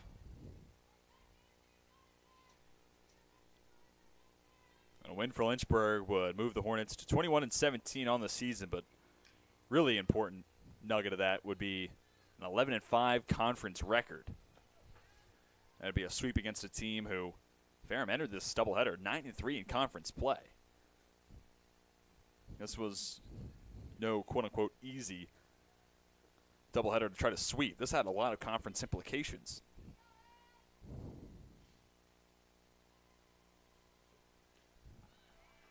Put into play, line to left. Dooley with a step in makes the catch for out number 1. 4 in a row retired by Sparandeo, all after the solo home run from Lindsey Sears to lead things off in the 6th. Lynchburg out in front 8-2.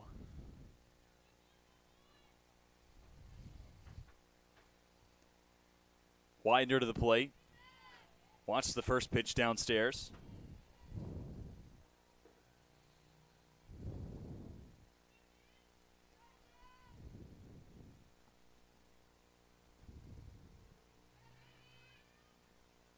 Same pitch, same result.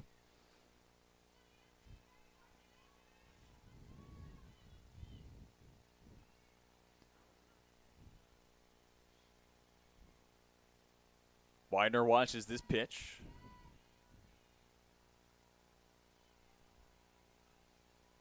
Counts at 2-1. Talk more about the conference implications. Obviously, some of these numbers are in flux as games are being played around the conference, but if Lynchburg wins, I would have them tied with Bridgewater at 11-5 in the conference.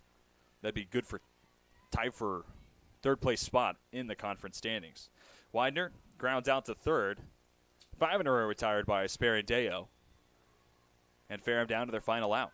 Meanwhile, for Ferrum, they came into this doubleheader second in the conference standings. And actually, even between these two games, at 9-4, we're second in the ODAC standings. They might fall a little bit as Smith flies out to center. Hodges holds on and completes a 1-2-3. Top of the 7th toss by Angela Sparandeo, who has her 3rd win on the season and 2nd complete game tossed this season. Lynchburg in their home series finale gets their first series sweep at home this season. They take game 1 7-5 and win game 2 8-2. Big couple of wins for the Hornets, who are now 21-17 on the season, and as noted, 11-5 in ODAC play, which, given where the rest of the conference is at, may or may not be good for a tie for 3rd place in the ODAC standings. Lynchburg scores a big sweep. Ferrum will fall in the conference standings more than likely, but still a really impressive team, and a team that hits over 300. You saw some of the pop in the middle of the order, and honestly, impressed by the pitchers for the most part. Lindsey Sears, I think, tossed a solid outing, had some tough balls break against her, a couple of tough hops, 3 errors from your defense doesn't necessarily help. And then even in game 2, Maggie McCray got hit around a little bit, but Skylar Swaney proved to be a really reliable reliever in both contests. All that to say, I think Ferrum's going to be a really solid team the rest of the way, and Lynchburg's certainly going to be the same as well. But that's going to do it for us at Moon Field. Appreciate everybody tuning in throughout our doubleheader this afternoon. I apologize for having to listen to me for 4 or 5 hours this afternoon. But nonetheless, I'd like to give a shout-out to my director, Sam Rice, the rest of our fantastic LHSN broadcast crew. Again, Lynchburg sweeps the doubleheader as they host Ferrum. Until next time, we are signing off.